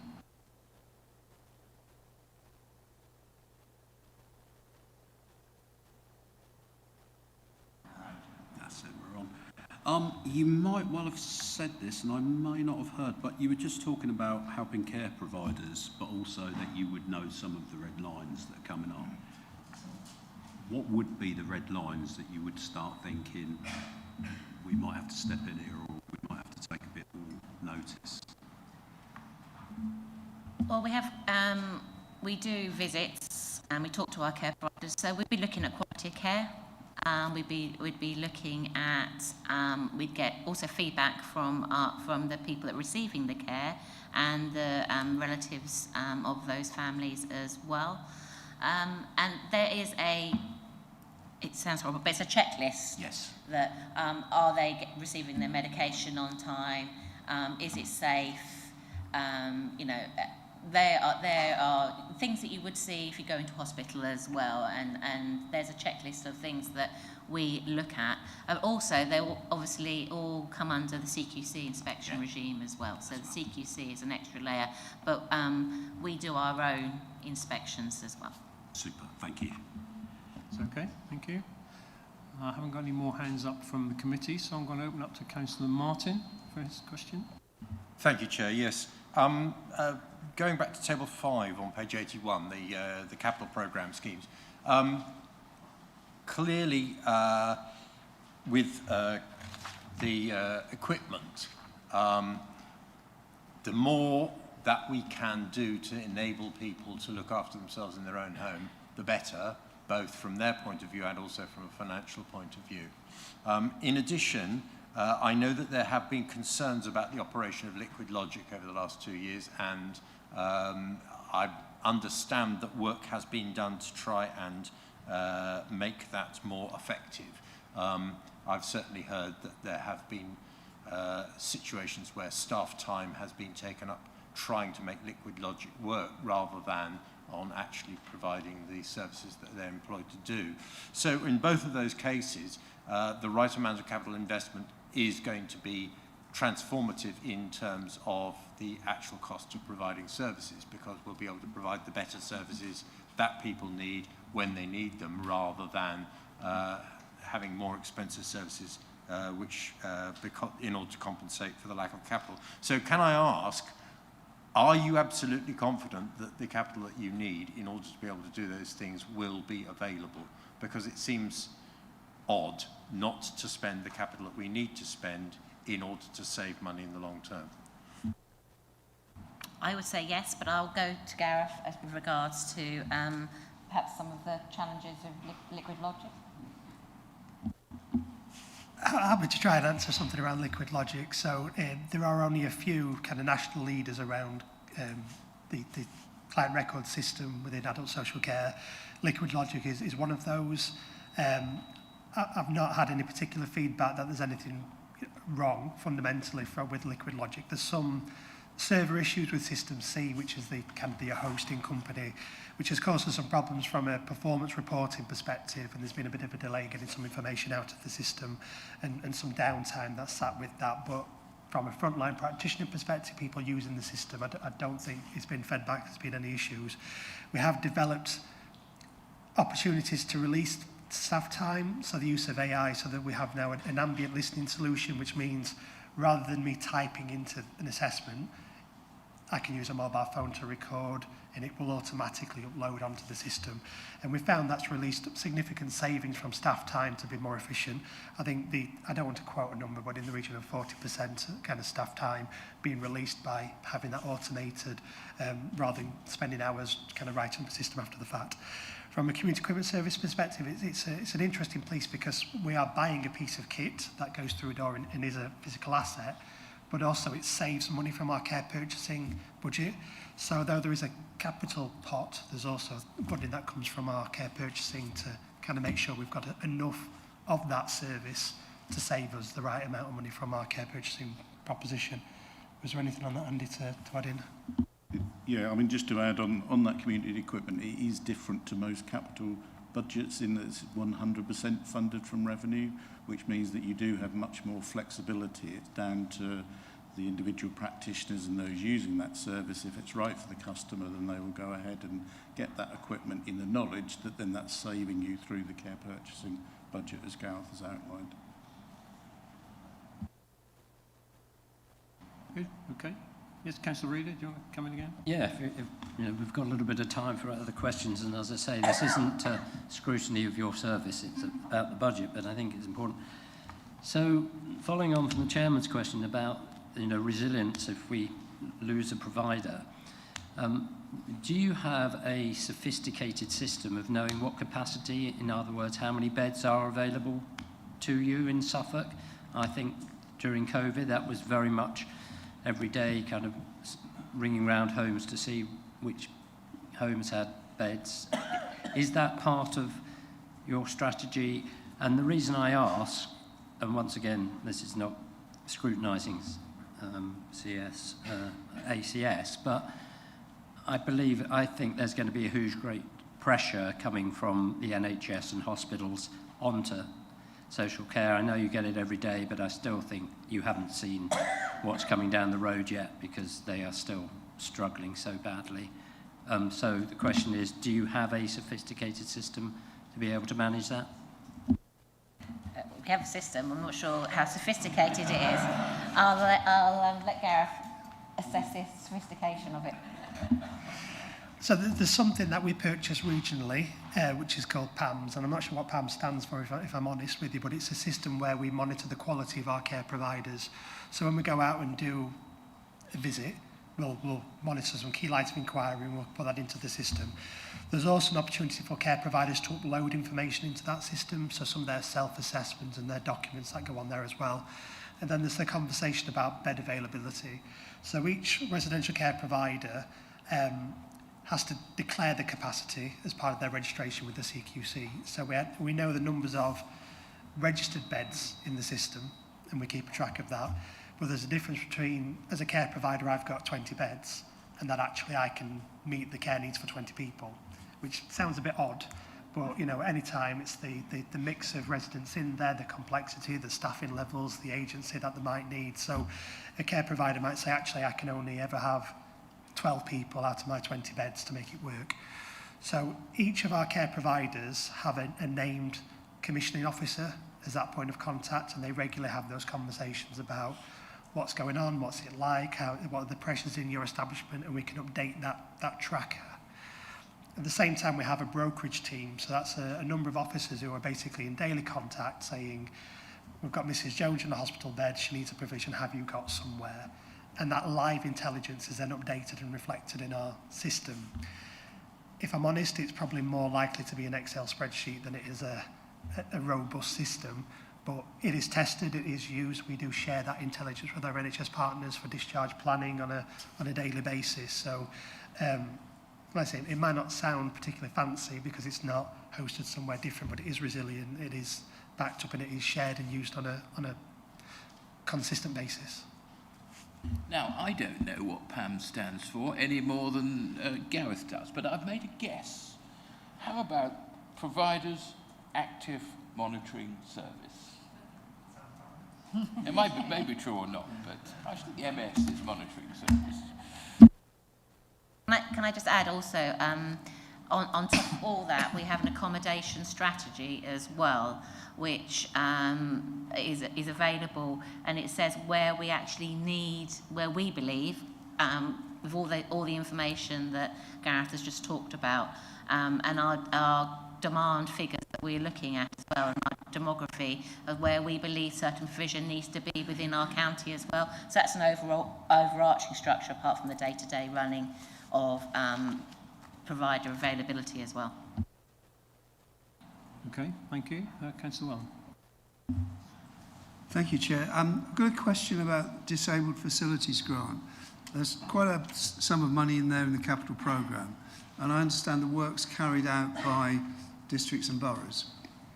So what's the sort of practical way that this is sorted out? I guess that occupational therapists go into the home perhaps before the person is released from hospital to make sure everything is sorted out. But is a certain sum of money given to each authority and they decide how they're going to spend it, which I believe to be the case, and contractors are used and so on. What's the monitoring of the spend that's carried out by the county?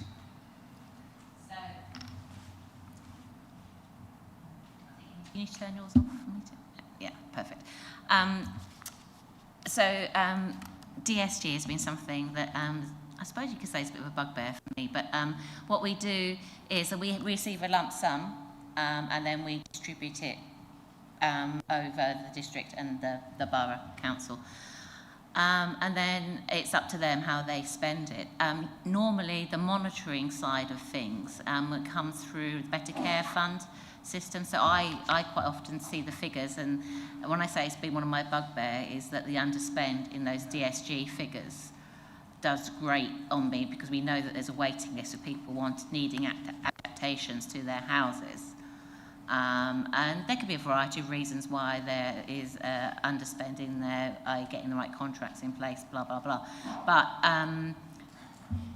But so I monitor it through the reports that I get, but also the borough and the districts have their own monitoring system, usually through whatever. So I only know West Suffolk, for example, for their performance and audit.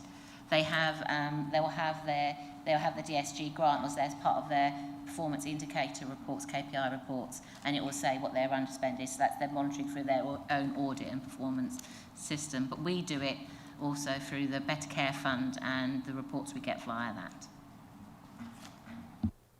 So I've got one last question. Do you think that the districts and boroughs are actually spending it in the year that it's allocated to them, or is there carryover from year to year to year to year? So just on that last point, it can be carried over from one year to the next. So for instance, for this year's Better Care Fund reporting, we're looking at this year's allocation, but also what they didn't spend last year in addition to that, and seeing the totality of it. We're not involved in the inspections of what they're actually doing, but seeing the amount that gets spent.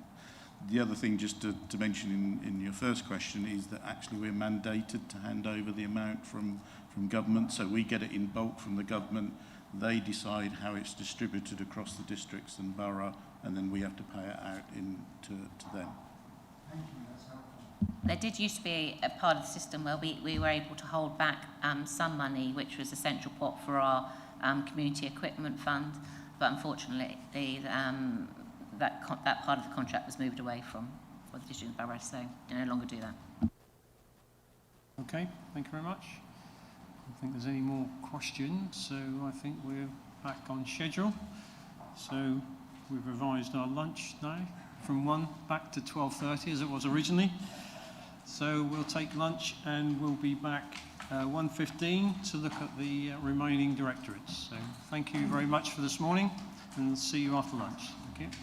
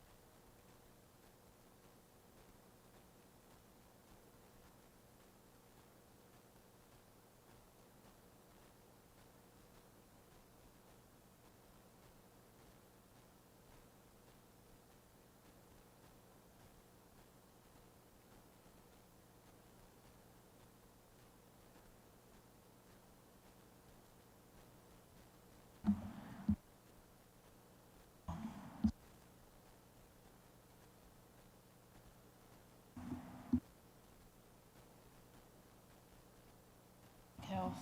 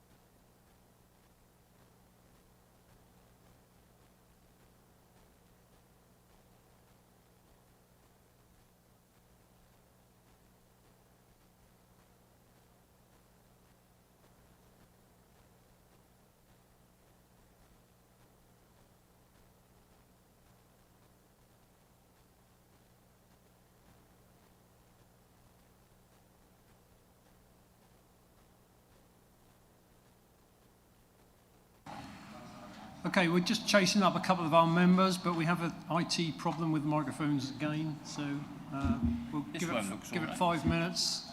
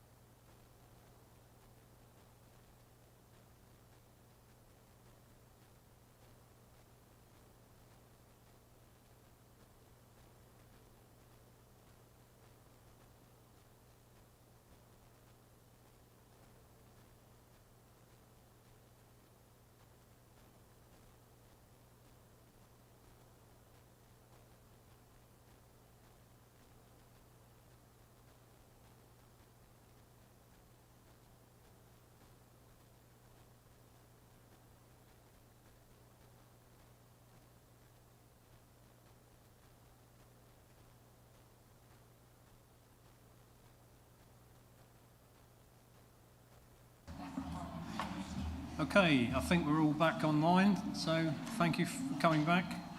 I'm going to make a recommendation that I charge £10 for everyone who's back late in future. So, think that would go down well? Probably not.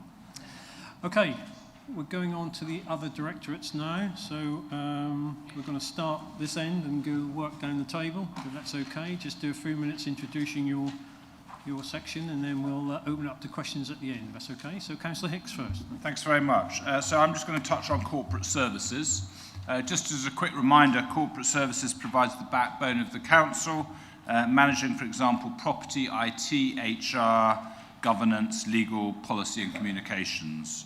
It also plays a key role, obviously, in major programmes such as local government reorganisation and devolution, which obviously we've been talking a lot about as an authority for some months. In short, it oversees our physical and technological infrastructure, supports management of our people, it supports information and finances, ensures strong governance and effective policy. We're broadly on track this year with a forecast overall underspend of about 400,000, although there are some pressures in some services, but it's pretty well mitigated with once-off mitigations. Looking ahead, the 26-27 budget focuses again just on maintaining those essential services and infrastructure and keeping on top of the rising costs and preparing for whatever future change may come. Corporate services accounts for a very small proportion of the overall budget. It is about £42 million, which is about 5% of the total spend. That is actually very low compared to some authorities. That is considered to be a tight ship. I think some councils are sort of nearer 7 or 8%. So that's something to be proud of, and it's because we run an effective and an efficient system. In terms of, very quickly, the last couple of points, the key pressures for corporate services. Higher building maintenance costs is an issue due to inflation and the increase in contractor rates and the ageing property infrastructure. Increased business rates for large council properties. Rising cost of IT contracts is significant, and also the upcoming Microsoft Enterprise Agreement renewal contract, which comes in spring of 2026. And we're also seeing increase in demand for blue badges. There's been a very significant increase, which again brings around increased costs. I think that goes back to the point that Councillor Bird talked about, with the ageing population. So that covers off the main areas of corporate services, and happy to hand down along the line.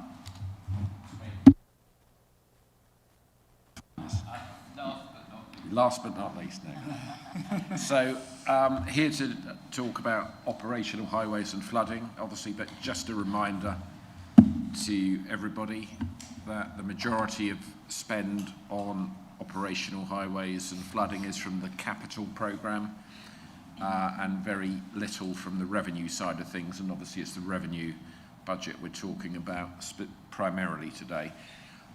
So on the revenue side for highways, we're forecasting a £500,000 overspend, and this is driven largely by two unavoidable pressures. First, £200,000 relating to the increased frequency of cyclical drainage. The combination of the weather and silt accumulation has required some additional interventions. Second, a further 200,000 due to the fact that there's been some changes that we now take on a greater proportion of the urban grass cutting delivered by district councils on our behalf, but we're paying for more of that.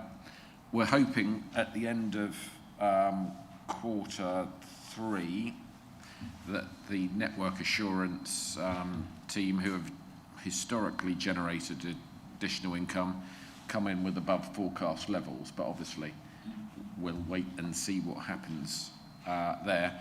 Just looking very briefly at next year, the coming financial year, one number of pressures, but really just one to note at the moment, which is the highway contract upward indexing, so looking at just over £300,000 pressure there. The Gullwing Bridge, which is obviously now fully operational, the annual cost of the operation and maintenance is £1.5 million, so it's just worth bearing that in mind. We've got a pressure of 30,000, which in the big scheme of things is neither here or there, but worth just taking in. Great to have the bridge, but compared with a few years ago, we've got a £1.5 million liability or responsibility, which obviously is budgeted for, but it's obviously money we can't then spend on something else.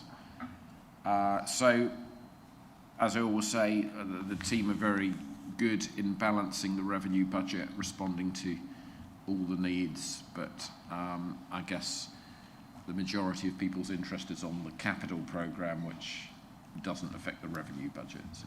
But happy at the end, Chair, to take any questions on anything, as always. Thank you very much. So I'll be discussing my role as the, my portfolio as the Cabinet Member for Transport Strategy, Planning and Waste. So our waste services continue to play a major role in helping us save money and work more efficiently. We're continuing to invest in modern facilities, improving customer experience, etc. So as you know, this year is a big year for the waste service. There's a new waste system that's essentially coming into force, and that will be introduced in June. So we'll continue to manage that as we plan to deliver. On the planning side, on our planning team is on budget, delivering day-to-day services. We're also taking an active role in county-wide work to prepare for the future local plans. And that includes our minerals and waste plan as well. On the housing, the Edmundham Developments, which is a joint venture between us and Lovell Developments, I believe, has now broken ground on their first site in Newmarket. I've been there a number of times, and I think a few have as well. But that's good news, and we'll obviously continue to develop sites as we progress through the year. In passenger transport, we're continuing to drive innovation in sort of partnership with our communities. And we've had a new fund assessment come through from government just before Christmas, which is essentially sees us receive a £4.4 million for revenue and a further £4.4 million in capital for each year for the next 3 years. So we've got a 3-year fund assessment, which will be very helpful when it comes to protecting existing routes, but also looking to reach communities that haven't necessarily got a bus service in place at present. Finally, on the highways, we've delivered a number of schemes. Past year, we've delivered Europa Way, which is improving connections into the town from outside, and we're also developing a number of schemes to improve links between the town centre and the waterfront, which many of you may have seen on your way in over the last couple of months. And I think that's it from me, Chair. Thank you. Thank you, Chair. I just want to start to say that for 4 years I was sitting over on that side and thoroughly enjoyed my time on Scrutiny. It's a really good committee, and they come up with some really good suggestions and recommendations. So yeah, I welcome being on this side for the first time. The community's portfolio is a wide and varied responsibility. The funding is mainly ring-fenced and is expected to be a balanced budget for 25-26 in particularly challenging financial circumstances. Evidence set 6 in the paper provides details that encompass community services and partnership support, helping to deliver preventative approaches, delivering locally tailored programmes.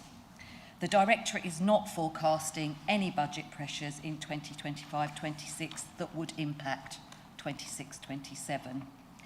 Libraries, now known as Suffolk Community Libraries, is expected to meet their budget, supported by £1.8 million transition fund, which was specifically established to cover one-off costs of bringing back the service in-house, and is expected to be fully spent. This funding covers the transition, review work, and a new IT investment. Under this budget, all 45 libraries will remain open with current opening hours protected. Archives has completed its transformation programme, consolidating activity to the hold. This has seen a reduction in cost, an increase in income achieved, and improvement in the services offered to customers. The capital programme on libraries is listed on page 105. Evidence set 6 shows that strong communities and proactive health promotion are critical for reducing future demand, protecting libraries and community services, and strengthened cohesion. Thanks to all the officers and Directorate for all their work and helping me in my portfolio. And I'll now pass to Councillor Wiles, who I share public health and communities with. Thank you. Thank you, Chair, and good afternoon to you all. And thank you to Councillor Chensky for her introduction of half of the portfolio. I would also like to start by thanking the directors and officers of both public health and public protection for their focus to delivering the 25-26 budget, and also for the work that's been done in this turbulent times where things seem to be changed on a daily basis in setting the 26-27 budget. Public health and communities, as you will see in your agenda paper, has got a current net cost of £45.2 million to deliver a full range of responsibilities, with £36.7 million funded through the 25-26 ring-fence public health grant and supported by public health grant reserves.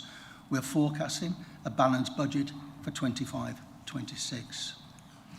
This position is being achieved through a planned drawdown of public health ring-fence reserves and continued tight management of cost pressures, ensuring that the electorate remains financially stable whilst delivering significant outcomes for the people of Suffolk.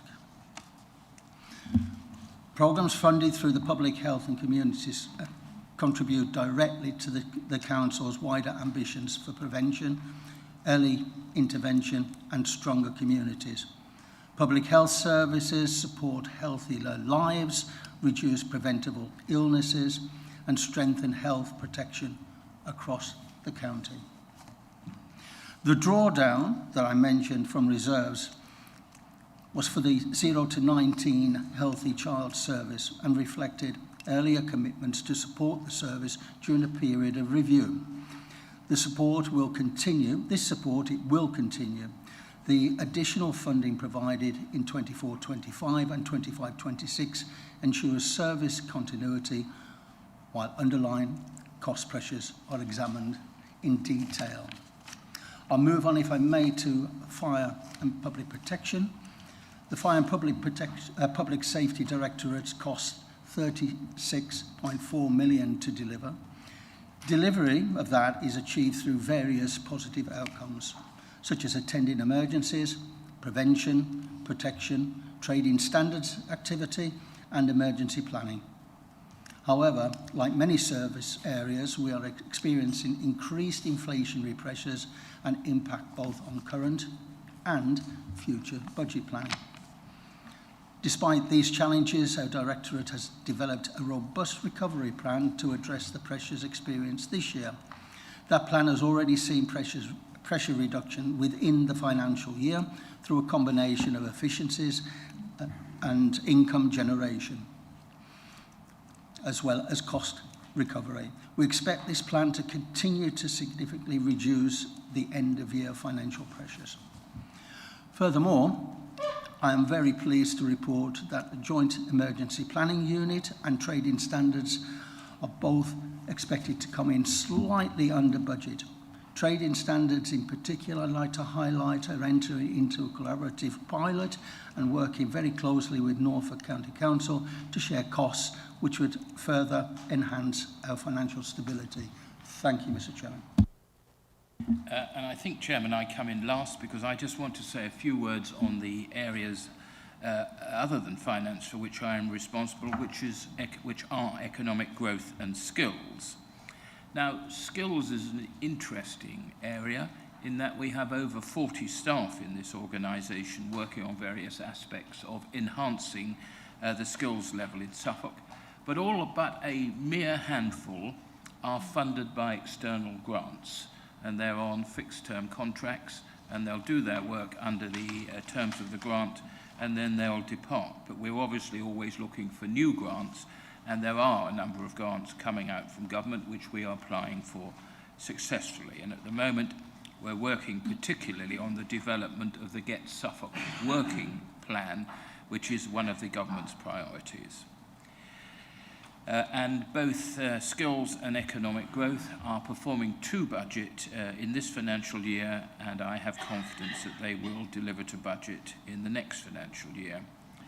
Economic growth covers a number of initiatives, but the one I really want to highlight today is the work of the Business Board, now coming towards the end of its second year, and that their influence and leadership goes from strength to strength, and we've been developing ever closer relationships with the Business Board in Norfolk, and it is thought at some time in the future, when both of these roles are handed over to the Mayor of Suffolk and Norfolk, that the two business boards will join together. I do just want to pay tribute to the chairman of the Business Board, Mark Pendleton. He agreed to do 1 year, the first year, and Matthew and I persuaded him to do a second, but we knew that was as much as he was prepared to do. He has been an outstanding chairman, and indeed, from April, he will become His Majesty's Lord Lieutenant of Suffolk, which we congratulate him, and we shall be very sad to see Claire, Countess of Euston, retire from that role. She has been absolutely outstanding, and I think the County Council needs to think about how we can mark the Countess of Euston's retirement and welcoming in Mark Pendleton. But there are no budget pressures in this area. Good, thank you very much. Just to mention to members, you'll be aware that 3 of those topics mentioned just now we'll be looking at our next 2 meetings. The first one is, we'll be looking at libraries and the fire service. We'll also be looking at Golwyn Bridge, I think, in a month's time. So it'll be interesting to see what happens there. So open it up to questions. Any questions on any of the directorates you've just heard from? There's Councillor Welham first, and then Councillor Goldsmith. Thank you, Chair. Councillor West, you looked a little bit surprised when you announced the cost of operation and maintenance of the Golwyn Bridge. It is a significant cost within the highways budget, as is the ongoing interest, capital repayments and so on. And I think the figure of 1.53 million is much higher than was anticipated before construction commenced. I can't remember the exact figure, but I think it was much, much less than that. But we're looking at Goldwing Bridge later on, so I've got some questions, some more general questions about structural maintenance. The standard of maintenance of our roads, I'm not going to go into that. They've been given a red rag rating, but I know but somebody gave them a red rag. What I was going to go on to say that has been challenged. So I think that's fair, isn't it? But does that take account of the state of our highway structures? Do you have a separate budget for highway structures? How is their maintenance funded? And in particular, the major works that might be done in terms of not bridge reconstruction, but major maintenance work on bridge, such as bridge bearing replacements. Will they be funded, and in particular, I guess, on the Goldwing Bridge in many years' time? But generally speaking, on our major structures, is there capital funding, or does bridge maintenance have to come out of revenue? That's a question for Councillor West. I've got a question also about Stowmarket Library, if I may. In view of the other potential options for provision of library services in Stowmarket, with the extension that's given in table 5 on page 105, will that go ahead in 2025-26? I'll go first as majority highways, give Councillor Chenchi a while to get the answer. In terms of the questions Councillor Welham asks on highways, first on the Goldwing Bridge, I wasn't surprised. I was just merely, because obviously I know the detail, just expressing it for everybody's benefit, because they may not be appraised of the actual figure that is required on the operational maintenance. On all the other issues that you raise, all those significant items are funded from the capital programme. Structures, carriageways, pavements, any highway asset improvements are funded from the capital programme. It's up to us how we distribute the allocation from the DFT across those different asset types. The only thing I would, and I'll come to the report that you referenced in a moment, the only thing that I would point out going forward is that now that we've got this new RAG system from the government, they are very much incentivising local authorities to spend as much of their allocation on roads as possible to achieve an outcome, and could drive local authorities to overlook some of the assets, which obviously have to have a share of the overall funding, because there is no such measure for anything else at the moment. Well, but human nature will, regardless of political colours, human nature will dictate that you chase the better rating, and if the rating is only available for part of the whole asset group, then that might be what councils across the UK do. But in relation to your reference to it being red, we have challenged that, because it was rated red because, as we've now discovered, the DFT have said that we don't fully allocate the DFT highway allocation to the highway service, which is wrong. Every penny that we get for the highway allocation we give to across the highway assets, but because we had, in the figures that we gave them in June, two things. One, we hadn't included the 25% of the uplift, because we hadn't at that time received it, so we thought it proper not to take it for granted and not actually record it, because it wasn't yet money in the bank. We were given that money at the end of December, or the letter to say it would be released at the end of December, so we didn't include that £3 million in the figures, but they did, so they said it was 3 million missing. And then the other reason for their perceived or the misunderstanding was because we forward funded on the knowledge that the capital allocation from DFT was going to be increased in this financial year. We brought forward some of that to the last financial year and forward funded it because in the knowledge that we were going to get it, but they were only looking at this year's financial numbers, which obviously part of what would have been in this year was in last year, spent on the highway. So we've challenged that. We're going to write to them to follow it up. In terms, and that was one of 3 areas that was given a rating. That one was given a red rating. The 2 other areas were given amber, most notably road condition. On its own, actual condition of the road, as assessed by DFT, is amber, along with the majority of other authorities across the country, and also best practice was allocated amber. That was part of the reason we got the 25% uplift at the end of December. But of course, if you get 1 red in any of the 3 columns, they classify the overall rating as red. So that's to put everything in context, seeing as though you raised it, and we have challenged the nature of the red rating. So I hope that helps you be able to explain it accurately. You might have to pinch from road carriageway maintenance in order to maintain bridges or get a separate allocation.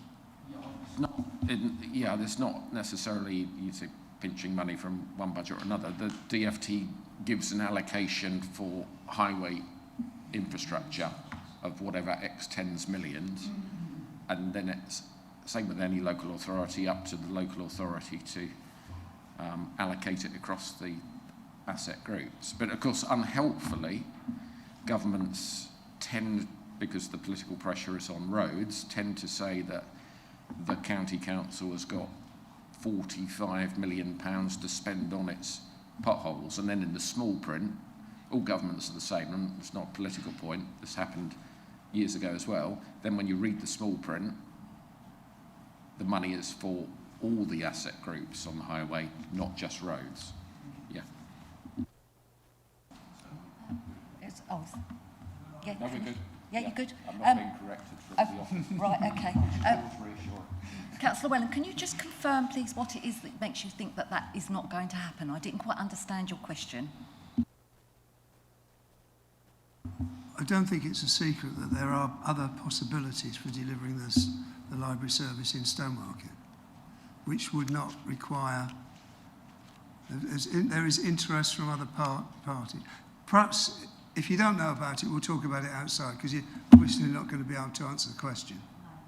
We'll talk about it separately. Thank you. All right, yeah, rumours are, not for here. Okay, thank you for that. Councillor Goldsmith. One for Councillor West. The 2 mechanical pothole repairers that we had, do we still use them? And if we do, were they successful? And do we intend to increase the fleet? You mean the road mender and the dragon patcher? Yeah. So we are, we did a sort of a 4 or 5 month experiment.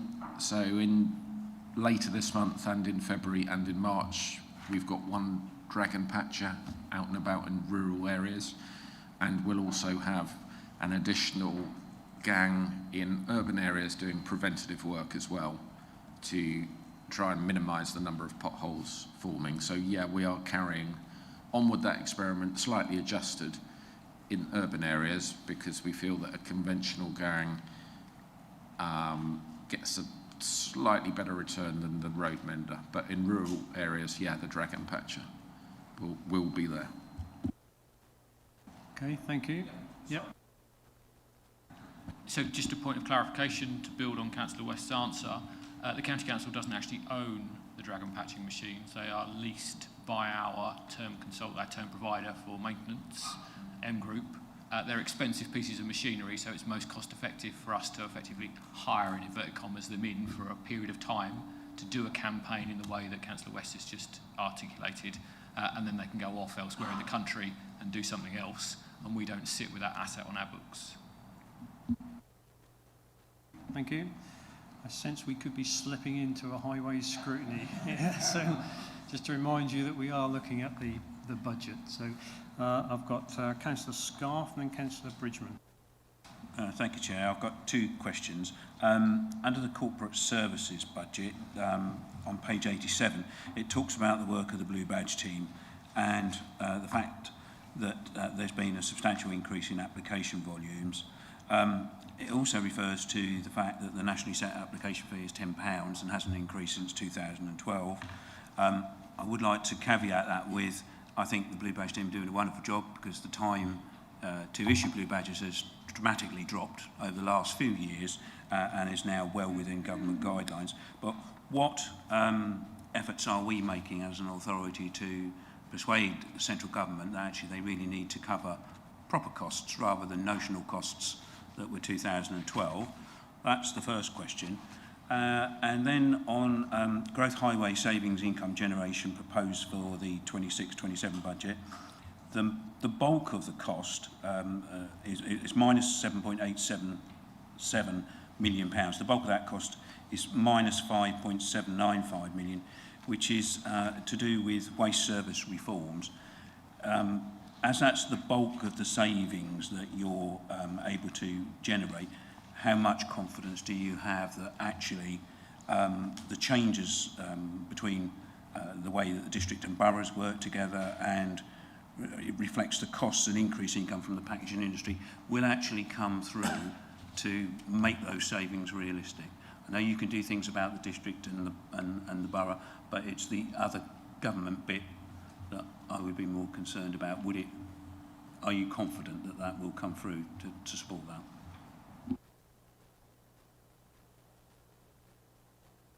Blue Badge sort of doesn't sit with me, it kind of sits down that end, but it sits between the two. But to give you the history, we did get into a position where we were struggling to keep up, and we made a decision as an administration that actually when someone applies for a Blue Badge, they need a quick answer, because they're anxious and often it's stopping them going out and about. So we did put the investment into the team. It has paid off. We are now extremely quick and that system is well run, but it does come at a cost. So we will continue to lobby for greater charging, but it's a fine line, isn't it? Because often for some people, £10 is a lot of money. So we'll continue. I think there'll be national pressure on that. But thank you for the recognition, because actually that team did turn it around pretty quickly. I'm just going to refer to Andrew Cook in regards to the question around the waste service, if that's okay, just because there's a slight technical detail on that. Thank you, Councillor Chamber. So the element that you see within the budget is actually from the government's new national producer pays packaging scheme, and effectively the net amount. So we've got changes to the waste stream that have a cost associated with them. We've budgeted for those and are working, as you've just articulated, collaboratively with our district council partners to implement those new changes. Some of the producer pays money will be used to cover that. What you see in the budget here is the remainder, and that's been guaranteed by government, so we have a high degree of confidence. Okay, thank you. So I've got Councillor Bridgeman next, Councillor Reader, Councillor Bird, and then Councillor Fleming. So Councillor Bridgeman. Thank you. Page 119, table 4, savings and income generation. Just wanted to know the income from moving vehicle violations. Obviously that's flashed up quite a lot in Ipswich. How far down the road are we from getting all the equipment to get the income, which will over time have an effect on the budget? Yeah, so moving traffic offence, actually, I was meant to pick this specific item up in my intro speech, so thank you for bringing that up, Councillor Bridgeman. So I will hand over to Andrew Cook in terms of the exact timeline, because things are progressing, I hope, quickly, because it's something I would like to see introduced sooner rather than later. But I know there has been a procurement exercise undertaken in order to choose how that is operationally delivered which I'll hand over to Andrew to go through the details of. Thank you, Councillor Chambers. So, as the table indicates, the sum of £500,000 towards moving traffic violations for next financial year is a partial year effect sum. So we anticipate that coming in the second half of 26-27. So we're talking from September of this year onwards. As Councillor Chambers has just talked about, we're in the process of a procurement to design what looks like the back office, because that's the most important part of the process, because without that in place, you can't legally ensure that you can fine appropriately for people who are driving through those bus lanes and enforcement areas. Once we've got that in place, the camera technology element of it is relatively straightforward in comparison, and therefore, which is why we're looking at September of this year. Brilliant, thanks. I'm more than happy. I mean, if you're going to drive down a road that you shouldn't, we'll take the money. Absolutely. Yes. Thank you very much. I think Councillor Reid and then Councillor Bird. Thank you very much. May I take the opportunity to thank the administration for including the 1.53 million for the maintenance on on Gullwing Bridge. The Gullwing Bridge has been an absolute success for Lowestoft. The problem has been is that once you've cured a problem, nobody talks about it anymore. At every opportunity, we need to make sure that people understand where that bridge came from and who delivered it, because it has been a wonderful success. And as the chairman's saying, we're having a scrutiny of it up there later on. So thank you for that.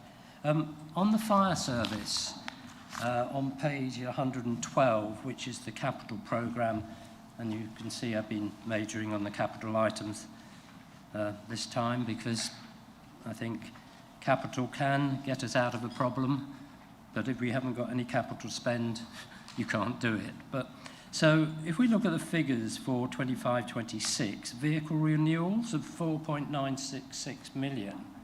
In last year's budget, it was actually showing that that was going to be 3.709 million. And obviously I know capital programmes, as set out on page 113, very much of a rolling programme.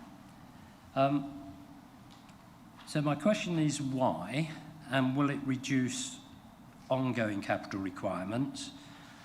And is it purely by coincidence that the amount that was in last year for 28-29 is 1.16 million, where our overspend in this last year was 1.2 million? In other words, we spent 28-29 before we lose it. Thank you. If I may. Thank you, Councillor Reader. The capital programme for the fire service is, as you said, rolls and changes throughout that. On the specific figures, I will ask either John or Henry to jump in. With John, I'd like to formally thank him for coming out of his sickbed today to make sure that he's here with us. John.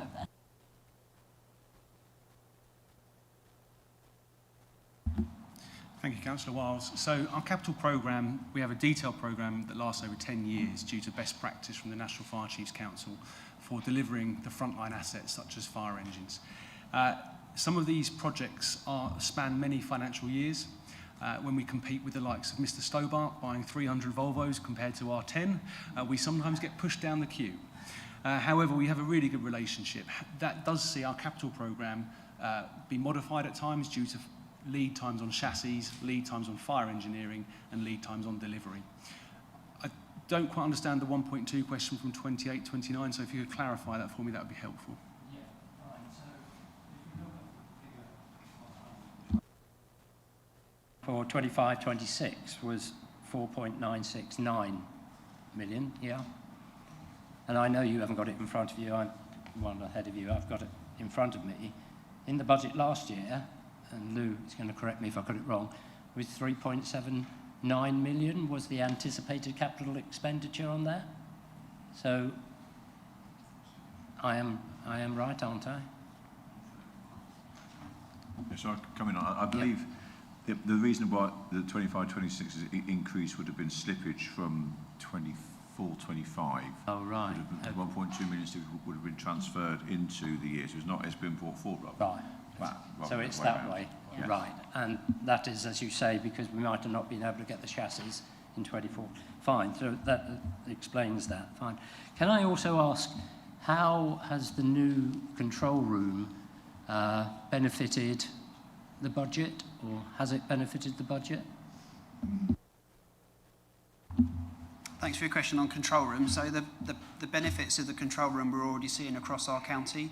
So we have seen more vehicle mobilisations to go to standby than we did previously. So when there's an area of fire cover that's challenging, we're moving fire engines around our county more often, which will have some effect on our budget that we're working through and calculating now into next year's budget. That will play out over time. We'll be able to calculate that as the months go by. In terms of the control room project, it's coming in on budget and is expected to come in on budget for next year. So the calculations that the project team that did originally and the way that the cabinet paper was brought here means that it will be bang on what we were expecting. And the project, in terms of capital, came in slightly under budget, as was reported to Scrutiny and other committees earlier on. So we're really pleased with the way the control centre's going. There's some challenges that we'll overcome in the future, I'm sure, and we'll continue to monitor our fire cover across our county. Now, of course, improving fire cover across the county comes at some cost. That's what we're working through now. We're not expecting that to be significant, and through our budget planning that we do, that Henry leads, to make sure that we're efficient and effective across all our services, across the board, will mean that we're still striving to reduce our budget pressures in year. May I come in here and say that in November I was fortunate to visit the new fire control centre, which was a very impressive visit, a lot to see, a lot to learn, a lot to appreciate, and I'm sure we've done the right thing in establishing it in Suffolk. The other thing that I remember from that visit is when you get in past the security doors, the first thing you see is a plaque with Steve Wilde's name on it.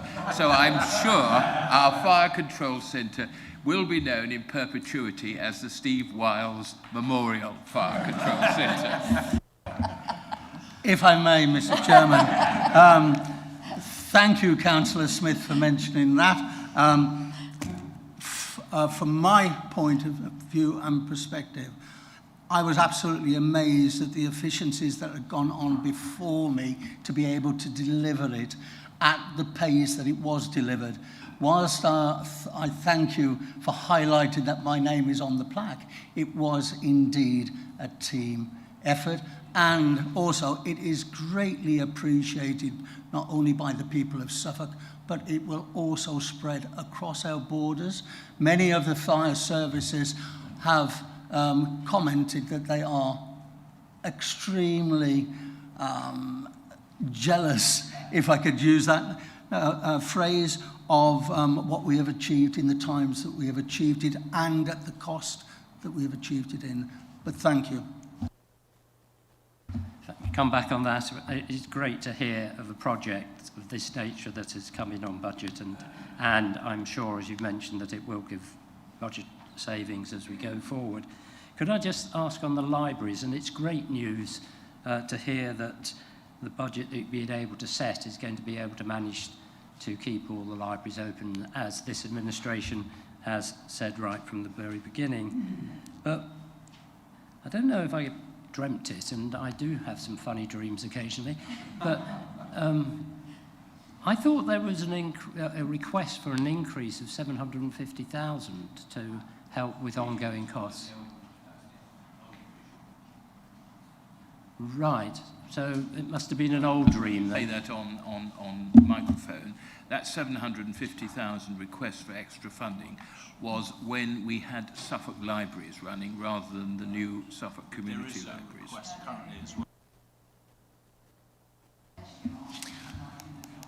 So we're continuing on our transformation journey of the service, and as we work our way through that, there's a lot still to do. So we're still we're looking at the next phase. We're just going through a restructure of the central team at the moment, and we're working together across corporate services and other areas to get everything where we need to get to. So there is the possibility of further pressures this year, which we put an estimate in, but at the moment we will manage that with other surplus we have in other areas to cover that off, so there won't be a pressure to the organisation. But it's part of that wider change process. It's a big service to change, and it's taken a bit of time, but everybody's working and coming together to do that. Well, that's excellent to hear. So you haven't needed to include this in this budget going forward, because I can't see it in there, so you obviously haven't. So thank you very much. Good, thank you. And as I said, we'll hear more about that in our March meeting, I think. So. Okay, Councillor Bird. Yeah, thank you, Chairman. I've got some further questions about fire service funding. I thought when Councillor Reader started on fire service, he was going to cover them, but presumably you had been budgeting and forecasting to hand over responsibility of the fire service to the Mayor, which is now going to be delayed. So my first question is, have you budgeted for that, or will we get some of the money that the Mayor was going to get in compensation for having to run it longer than we were expecting? And my second question, I suppose it's a little bit cynical, but on the question of sort of replacing vehicles and refurbishing fire stations, I'm not suggesting that we would, but are we or any other county council that would be passing, are we able to scrimp and say, oh, we won't bother doing that refurb or that replacement, and we'll palm the cost off to the Mayor later on? Or are we under an obligation, if a vehicle's got to be replaced this year, you have to replace it, you can't try and defer the cost to when the Mayor picks up the tab for it? Thank you. I will hand over in a second, but I would like to comment on the fact that there was considerable amount of work done about the transition to a mayoral role, and that work will not be lost. It is parked until we get to that position. Earlier last year, I received a visit asking the authority's position on the transfer of the fire service to the Mayor, and I assured those asking that we were intending to pass over in the best possible way. And that is the reason that we make sure that our fire service and all our appliances and everything that we need is kept up to the national standards. It is very, very important. It's not just a matter of giving it to someone else and turning our back on it. We're extremely proud of our service. Hope that answers your question. Yeah, does it answer the question? Well, the other question was, are we getting any compensatory finances for the fact that we've got to run it longer than we thought we were going to? Thank you. Sorry, I should have pegged that on the end. The fire appliances that we have to replace come to a natural end. They have considerably more wear and tear than normal vehicles, and it then becomes more expensive to keep repairing them than it does to replace them. Unfortunately, there isn't much of a market for second-hand fire engines. You don't normally see them on the forecourt, and whilst we have previously helped out with donations to other countries, we take that on a vehicle-to-vehicle basis. Did that answer your question? Yeah, okay, thank you. So, Councillor Fleming. Yes, thank you. Thank you very much. Just have a couple of questions, really on the sort of highways item. And, you know, my first question is about revenue generation. And my question relates to the number of major projects, particularly new infrastructure projects. We're seeing a massive increase in you know, so-called green infrastructure developments, all adding a lot of traffic to our roads, etc., and requiring, obviously, the attention of our planners. Are we ambitious enough in asking for compensation from these applicants for the use of our roads so that we can bring in some real meaty income from these people who are essentially using Suffolk's roads at a much higher rate than they used to. Because if we aren't, we really need to be looking at that.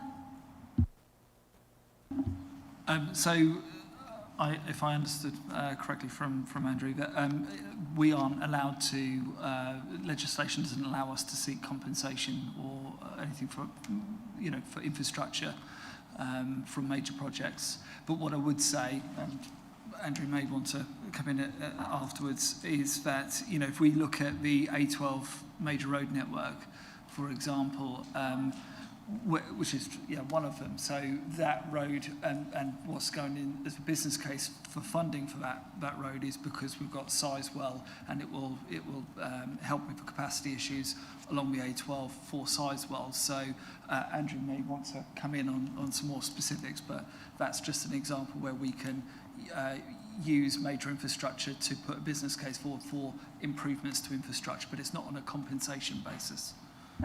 Maybe compensation is the wrong word, but for instance, in my division, there are multiple large new developments. We've got Cranswick chickens, we've got solar farms, synchronizing condensers, national grid running round, you name it. And all of this has drastically increased the amount of traffic, particularly actually heavy traffic, and actually large agricultural traffic too, relating to the support to Cranswick and all the sort of food processing. We've got a new reservoir planned. How are we squaring that up with the wear and tear on our local roads, which clearly is drastically they're deteriorating due to overuse? What are we doing about that? I'll hand to Andrew Cook for that. Thank you, Councillor Chambers. So, as Councillor Chambers articulated in his initial response to the question, legislation prevents us from asking for maintenance contributions associated with new developments. There are some limits to that. So, for example, we'll include it in the business cases for major investments, as Councillor Chambers articulated, and where perhaps there is a weak bridge that needs to be improved to allow the passage of those construction vehicles. There's a negotiation to be had there. But regular and routine maintenance, the sort of carriageway maintenance that Councillor West was talking about earlier, you are unable to ask for in the planning process. However, beyond that, if we're talking about capacity improvements, we're talking about safety improvements, all of those kind of things, then yes, our teams regularly negotiate with all of the developments that come forward to ensure that we try to extract the required mitigation from developments here in Suffolk. Okay, I have another question, if that's all right, and that refers to Table 6 on page 121, particularly on the electric vehicle items. Almost 5 million on off-street parking infrastructure. Is this mostly in Ipswich? That would sit with Councillor Rout. So I'm hoping, Andrew Cook, could you comment on behalf of that, on behalf of Richard? Yes, sorry. Councillor Fleming, can I just check the reference that you gave us to the location, please? This is on Table 6, page 121, electric vehicle charging off-street parking infrastructure. Yeah, thank you. I just wanted to be sure I gave you the right answer, because we do a wide variety of different electric vehicle charging related activity. So this is off-street. So down the table there, you've got a reference to electric vehicle charging, off-street parking provision. So that is a capital expenditure on the provision of electric vehicle charging. I don't know if you're familiar, but we receive quite a large amount of government grants associated with the rollout of electric vehicle charging across the county, both on-street and off-street. You'll have seen in communities up and down the county provision of electric vehicle charging points that have been championed by parish councils, for example, but installed as a result of those government grants. It's spread widely throughout the county. It's not just provision within Ipswich. Okay.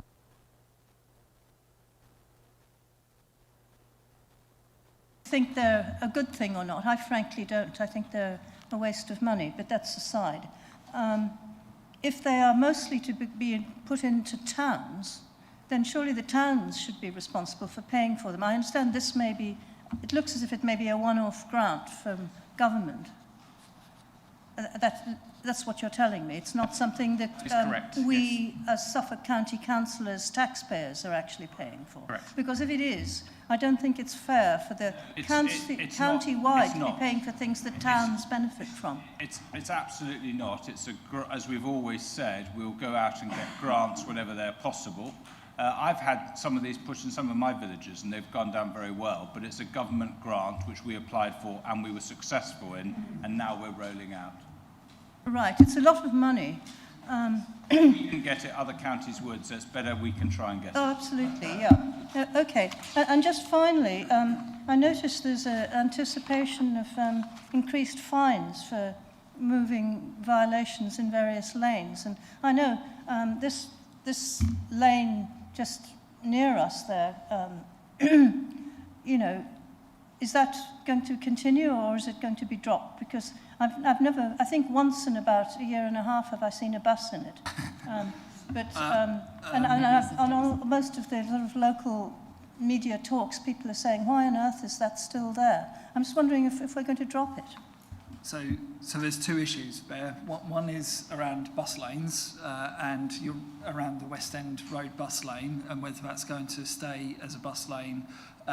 No formal decision, I believe, has been made on that. However, I do believe that I have asked officers to see if we can shorten it slightly because so to allow traffic at the end of West End Road to be able to turn left so those that want to go straight over or turn right are not prevented from those turning left, if that makes sense.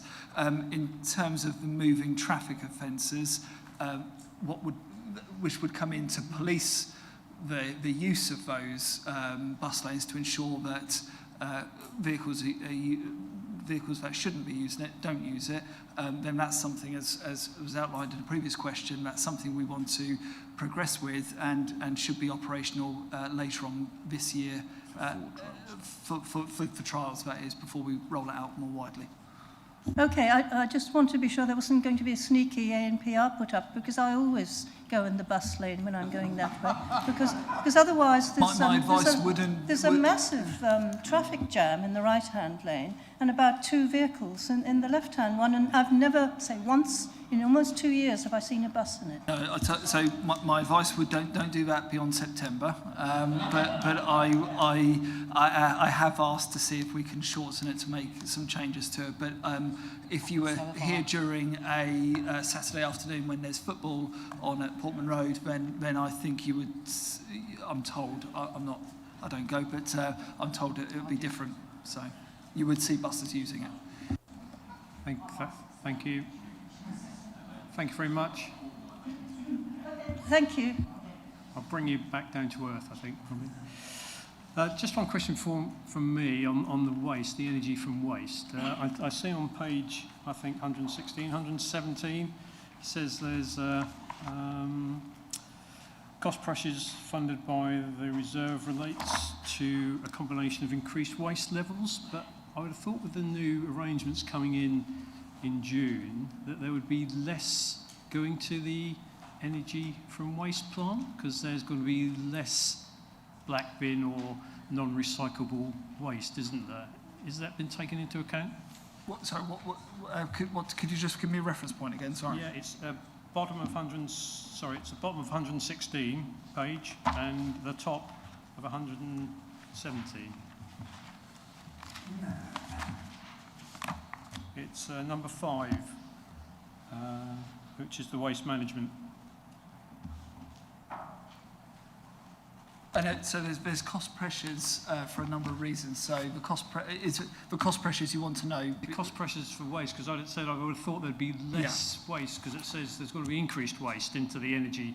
No, so the cost pressures, which is what has been drawn down on that £1.3 million surplus that was carried over from previous year, is around insurances, business rates, insurances specifically, and I'll look to Andrew for what's there. There's another one I've forgotten.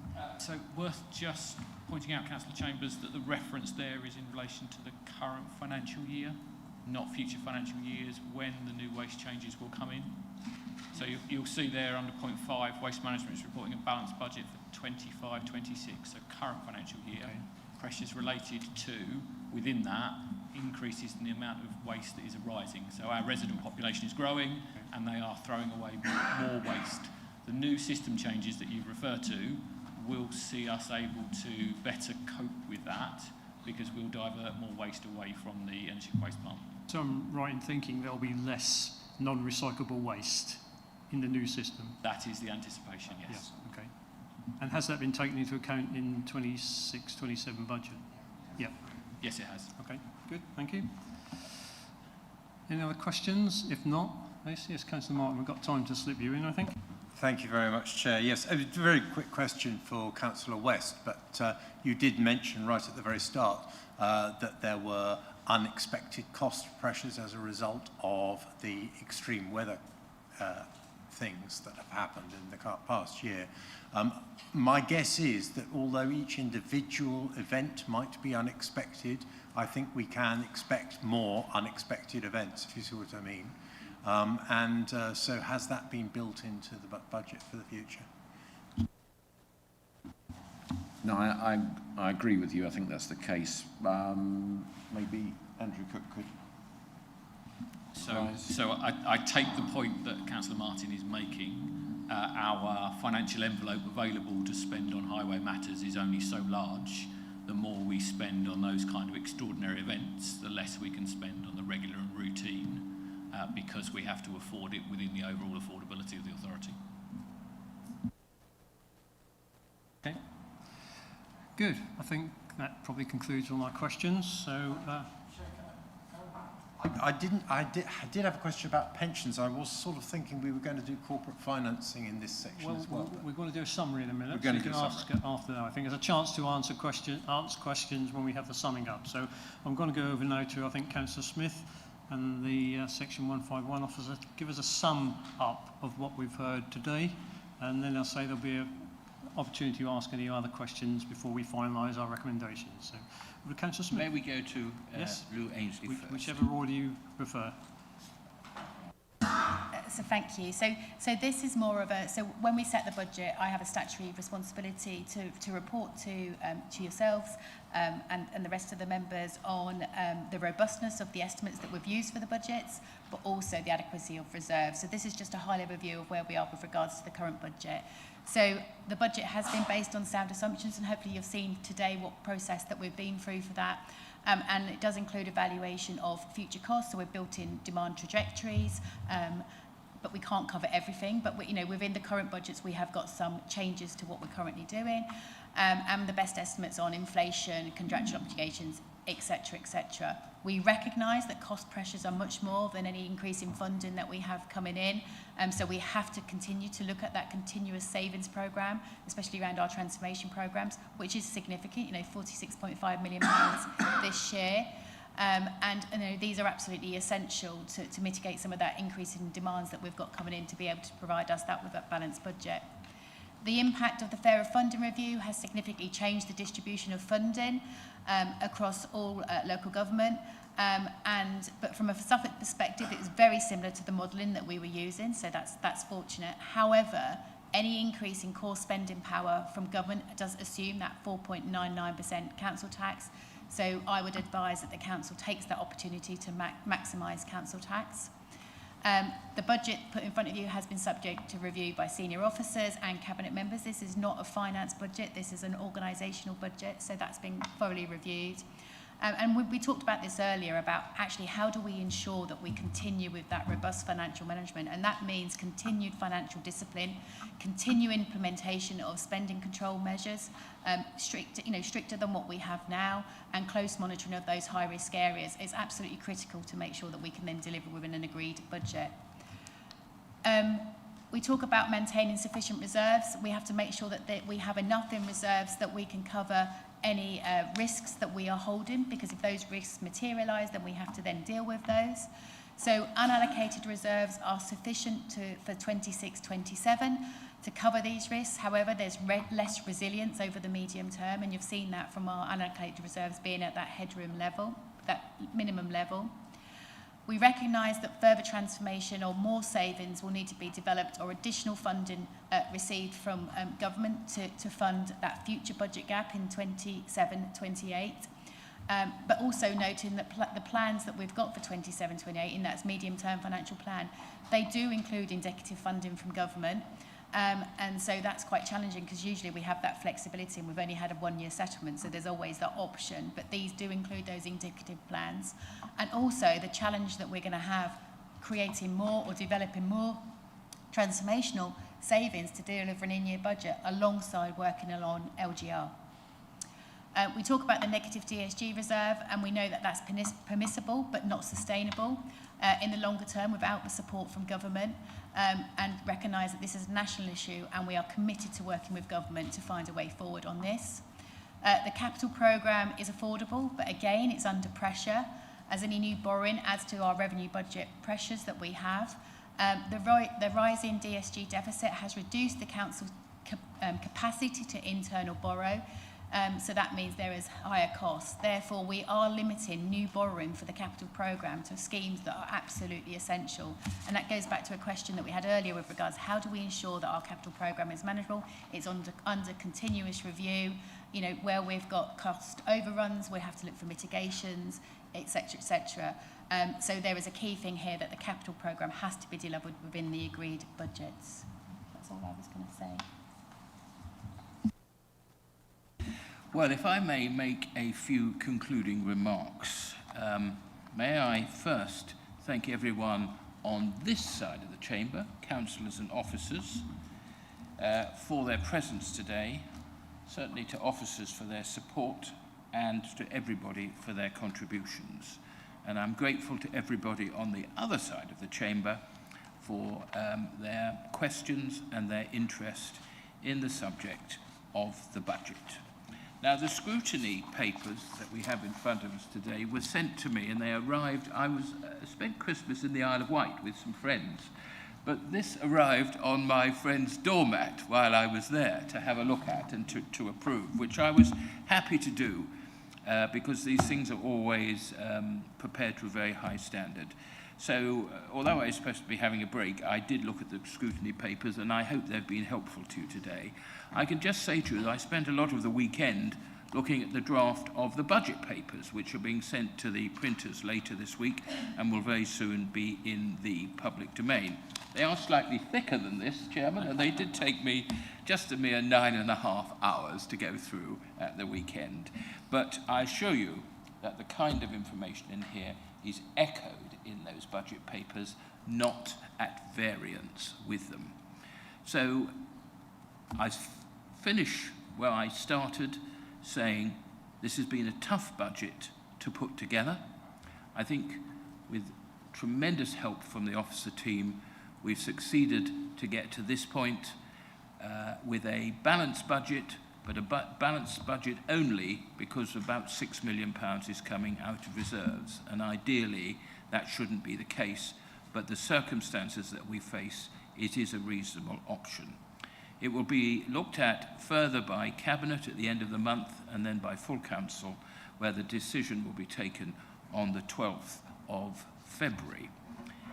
It will be the end of a long process. I think we do have a workable budget, and I really hope that it will be proved not just workable, but a budget that we can all keep within in the next 12 months, so that when scrutiny meets again, in whatever form, in a year's time, there will be recognition that we've had a tough year's budget, and it's highly likely that the following year will be equally tough. But I appreciate your understanding and your interest today, and Chairman, thank you for so skillfully chairing the meeting. Right, thank you very much. Final questions then? Councillor Martin, if there's none from the committee, yes? Yeah, thank you for allowing me to come back on this, Chair. I do think it's important. It's one of the major savings that we're making this year. I put the word savings in inverted commas, though. As I take it, the reduction to 16.4% is the sustainable level which will be continued into the future. the additional 6.4% reduction down to a 10% contribution for pensions is a one-year one-off. What we are always told, of course, about reserves is that if you spend something from reserves, it's a one-off. You can't make it part of the revenue budget because then you will have problems the next year. So the first part of my question is, how are we going to deal with the fact that you're going to have to put the contributions, the contributions to the pension up by 6.4% for 27-28? That's surely going to make it really difficult to do the budget for 27-28. And secondly, how is that going to impact with making sure that the pension contributions align across all of the local authorities in preparation for unitary status? Now, I'll have a start at that. Yes, the recommendation is for a 10% rate for 1 year only, which goes back to 16.4% in the following year, and that will mean an extra £10 million has to be found. All I will say, and it isn't a proper answer, but you will, I hope, appreciate what I say, is we've got 12 months to work that out, because it is known about, and I haven't got an immediate answer to you. We're delighted that we can put a £10 million saving into this year's budget, but the problem is there for the future. The second half of the question? You want me to? Yes. So just to confirm what Councillor Smith has just said, in our medium-term financial planning, that £10 million is already included in that gap for next year.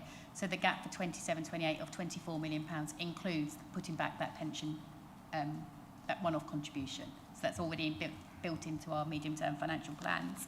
With regards to how we are aligning in future years, so when we've been working with the actuary, that is one of the criteria that we've set amongst the other local authorities. So, we all have to we treat every single employer as individuals, but we have been working with the districts and boroughs to say, actually, the proposal would be for that to have a similar rate at the end of that period. So that's what we've been working, and we're working with them on.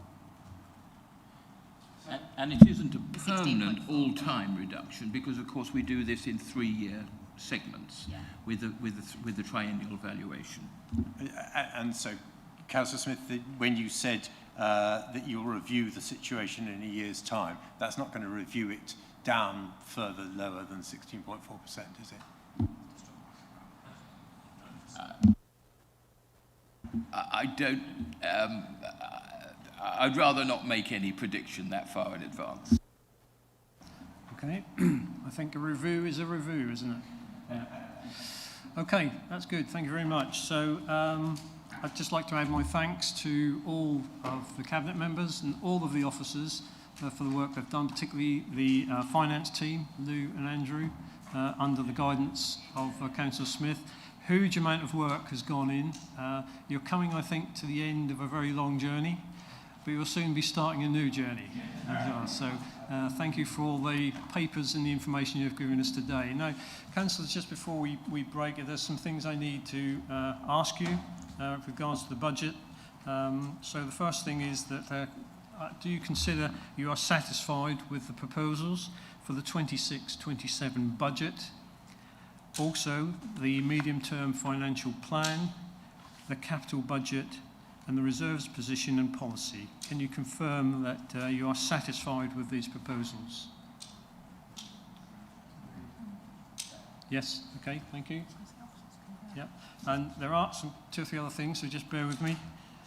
Can you also consider that the council's finances are robust for 2026-27, but of course we do recognise that further work is required in conjunction with the government to ensure that the council's finances are sustainable for 27-28, and whether you consider that resources have been allocated in accordance with the council's priorities in a way that will provide the best possible outcomes for the people of Suffolk, and whether you are satisfied that the council has taken into account value for money during this budget process. Are you happy with all of those as it stands? Yes, I haven't seen anyone who's against that, so we'll take that as being agreed. Okay, so we're going into recommendations now. I mean, it's up to officers. Some some can stay, some can go, depends what you want really, but be helpful to have the finance officers here. Yeah.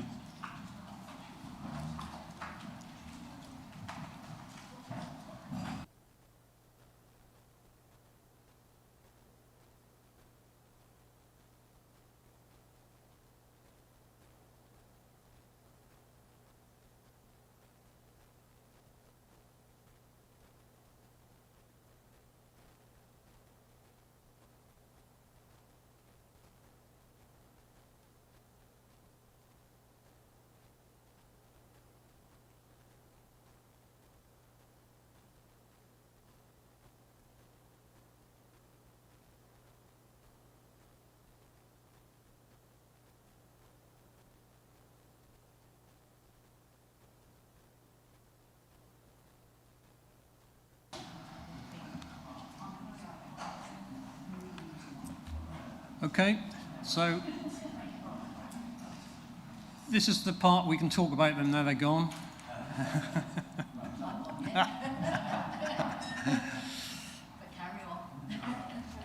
Okay, so again, thank you for all your questions. Very poignant, very interesting questions, I think, today, very searching. We've obviously got to try and put some recommendations together.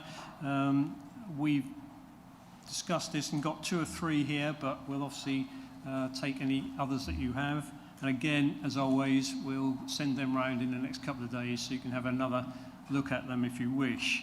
There was something, I think, which came out of our pre-meeting, which was probably a recommendation for our committee, is to probably look partway through the year at looking back of how the budget has gone after halfway through the year, but also, again, looking forward to the next year's budget. So it's something we'll put on our forward work programme to do mid-year, look back and look forward. I think there was something also around fit for the future that we might put on our forward work programme. That seems to me to be a very key sort of saving piece of work. So we'll put that on our forward work programme as well, if you're happy for that. Just read out a couple of others, particularly on ACS. There's a huge amount of good work going on there, I felt anyway. So we congratulate them on their savings already achieved through their transformation programmes. And there was something about community equipment to look at. Yeah, did we discuss community equipment? There was something around that. Yeah. We mentioned it, but it was seeing if they could find anything more, squeeze anything more out of it. But I think they've got it. Yeah, well, we could put that in there as just to remind them, I think, probably do that. Yeah. Okay. There was something around blue badges, wasn't there, about, I think, obviously it's given by government, but there was something around the charges of that. We might ask them to review that, perhaps. Yes, lobbying, yes.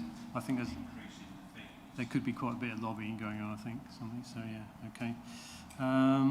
And CYP, I think the question was about how they keep control of their budgets. Very difficult, I suspect, in the current climate. But we would suggest they obviously do that, and particularly the send transport budget, which I'm sure they would keep eye on that. But that's something we could suggest that children and young people's scrutiny could look at as well. I think that's all we've got. Councillor Bird, you've got something? Yeah, thank you, Chairman. Your thoughts are going in the direction mine are as well. Your first and last recommendations, perhaps could I suggest enhancing that slightly? I appreciate there is a quarterly sort of budget return, but quite frankly, do I or anyone else read that tables and tables of figures? What I would like to see, because obviously you've picked up on the issue of keeping within the budget and potential overspends, what I want to sort of avoid is us reaching the end of the year when it's too late to do anything about it and say CYP or ASC is going to overspend by X number of million. Could we receive, I mean, you spoke about doing a half-yearly review, perhaps each quarter, an information bulletin coming specifically to scrutiny, and rather than being a budget modelling, it be almost called an overspend forecast, where each quarter we're told either if any directorate is overspending, or even if they're not overspending at that point, but they forecast they will at some point in the year, and say what the overspend is, what's caused it, what, if anything, they're doing to mitigate it, because then we could read that information bulletin. If we were concerned enough, we could even do a scrutiny of that aspect to see what could be done so that we don't reach the end of the year and have the forecast of the overspend, if you follow me. Yeah, Councillor Bird, I totally see where you're coming from, but I think we're very careful here about the role of the Cabinet member and their responsibilities regarding budgets and directors, and duplication of reports. That is all included in public quarterly reports that go to Cabinet. I'm not suggesting that level of scrutiny is not right, but I'm not sure that method of governance is quite right for it. I think we already have that. I would urge caution on that, because things can move very quickly from quarter to quarter. There's a huge amount of work that goes into those reports and sense checking with directorate DMTs, corporate leadership team and Cabinet. So I'm not sure that, with all due respect to Scrutiny Committee, and I understand where Councillor Bird's coming from and his concern about keeping within the lines of a budget, but I'm not sure that would add a great deal of value, if I'm honest, in terms of other than understanding better the issue. I'm not sure that would necessarily lead to any actions that would be different. The Cabinet members and directors have responsibility for management of that, and that's very clearly set out in the Cabinet reports. Yeah, I think that was my thought, is obviously that I come to Cabinet and that is reported to Cabinet. But I understand what's being said, absolutely, and maybe there's a different mechanism through scrutiny. I'm conscious that education and children's scrutiny, of course, they look more at the outcomes, but maybe there's something at the end of year of scrutiny too. And so I guess in a way that opportunity is being given here, although we tend to focus on the budget, the year ahead, as opposed to the current budget. So maybe that's something to think about. I don't know what Lou's comments would be, but maybe that's something to reflect on, although the pressures and demands going into the next budget, of course, flow through from this year as well. So it's there, but maybe it needs to be a little bit more explicit, to Councillor Bird's point. Well, I think our original thinking was that we would sort of do a bit of preparation for next year's budget, and while we do that, we can just look back at, obviously, the current budget. So it's a case of just looking back, but then looking forward to the next one. So I don't, respect to Councillor Bird, but I don't think we want to look at this on a too regular basis. That's not our role, it's the Cabinet member role, yeah. So just to come on in, so I think that forms part of our current process. So we do that work. It's just not visible to the scrutiny at that point in time. So when we were going through, when I was talking about that main template, so we, when we start that planning and that criteria work, the first thing we would look at is look back at the 25-26. Where are we now? What pressures do we need to look at? What mitigations are we going through? This is the challenge we have with directors. What challenges are you doing? What action are you taking? What needs to roll forward to 26-27? So it's that piece that I think is done, but it's not actually visible to scrutiny until a lot later on, until we have this conversation now. So that would feed into your mid-year review. So I think that would be the better proposal. Could I come back perhaps as a compromise then, if you're saying that reports go to Cabinet and Cabinet do this work of looking at forecast overspends and what they're going to do, perhaps they could give us a report, because picking up on what the Chief Executive said, with greatest respect, you can list a whole load of things that are the responsibility of a Cabinet member, but that doesn't negate scrutiny's right to look at it in addition to the Cabinet member. What I want to avoid is this reaching this situation that we are today, that we just get told what the overspend is going to be, or what it is, without our chance to influence it part way in the year and mitigate it and prevent it. I mean, this came out of our training. If you remember, we had the training from the from Ian Parry, from the Centre of Governance and Scrutiny, and he felt that the County Council, Suffolk County Council, does scrutiny of the budget very well. But his comment was, if he gilded the lily, it would be doing a bit more prep work beforehand. So, to my mind, there's a sort of health warning with that, because I'm not certain how you can scrutinise something independently if you've been part of the process. So we have to bear that in mind, I think. But I think we can have something where we, I don't know, September perhaps time, round about there, look back at where we are at the moment, and then look forward to the 27-28 budget. I Yeah. think that would, as his words, would gild the lily in what we're doing already. Chairman, I think that would I think it's a good compromise. I'm not suggesting for a minute that Scrutiny shouldn't be asking those questions. It was the frequency of it, Yeah. and just thinking about that being a duplication, the workload. But actually, a mid-year point I think would be eminently sensible. I think Lou's nodding on that. So, yeah. Good. Okay. Well, we'll put that. That's a recommendation to us, I think, really, in that sense. Good. Thank you for that. I think yes, Councillor Scarff. Councillor Reid, did you have your hand up earlier? Yeah. Okay. Well, just specifically on what we've just been discussing, I think it was really the role of Scrutiny in able to influence the budget from a forward point of view, but also one of the roles of Scrutiny, one of the principal roles of Scrutiny is to ensure that we're getting best value, and I think that's what came out of the training session, and there was considerable sympathy for a look mid-year. I think what we were unsure about was how do we do it and what does it constitute, but I'm sure we can work that out. Yep. Okay. Councillor Reader. Yeah, obviously recommendations are things that we can actually recommend and some action can be taken from them, but and this is one that I'm sure is going to happen anyhow, but I'm really, really keen that we at Suffolk represent to the government that when they do settle this DSG, that we do get some interest back for the periods that we've had to bail them out. So I think the recommendation is that we ask the administration, when working that through, that we make sure that we can quantify exactly how much interest we paid on it and ask for it back as well. Yes. Whether it's an achievable, I don't know. Thank you. I did have that written down, DSG, so I'm glad you mentioned that. Yes.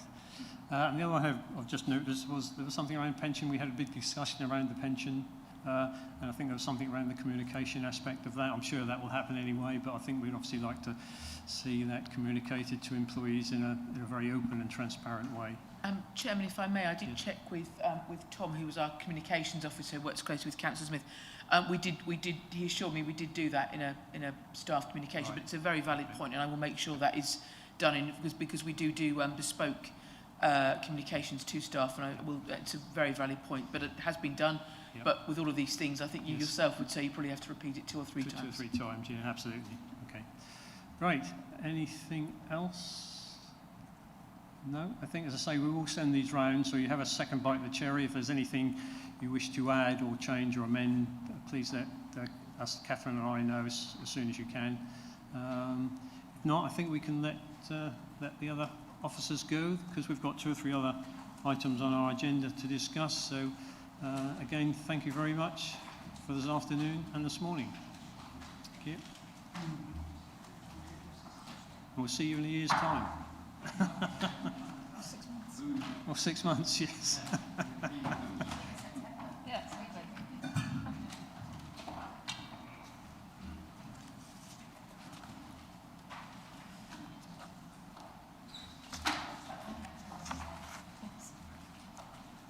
The information bulletins. Where are the information bulletins? And there must be.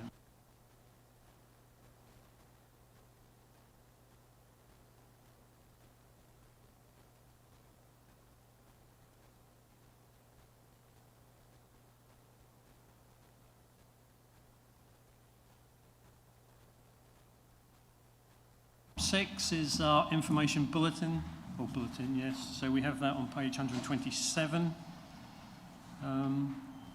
Obviously, we don't have a discussion on these, but if there's any comments you wish to make, we can build that into a forward work programme. It's on the corporate performance report, improvements to customer service responses and portal changes. And I think that's probably it's all around the online reporting portal. So, okay with that? Yep, good, thank you. And the last item is agenda item 7. So, decision forward plan and committee forward work programme. If there's anything you wish to put on the forward work programme, we've already mentioned a couple, I think, earlier, so we'll build that in. Just to remind you, as previously mentioned, the next meeting is on the 10th of February, take place at Riverside in Lowestoft, looking at the Gullwing Bridge.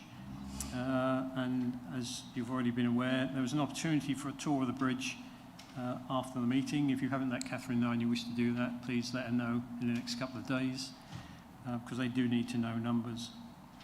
And then we've got the next meeting on the 11th of March. We'll look at Suffolk libraries and we'll receive an update on the Fire and Rescue Service Action Plan. And tongue-in-cheek, the March meeting will be the last scrutiny meeting of this administration. Tongue-in-cheek, isn't it? So, any other comments or thoughts? Okay, all happy with that? Yeah. And we've finished 3/4 of an hour early, so thank you all very much for today. Very good.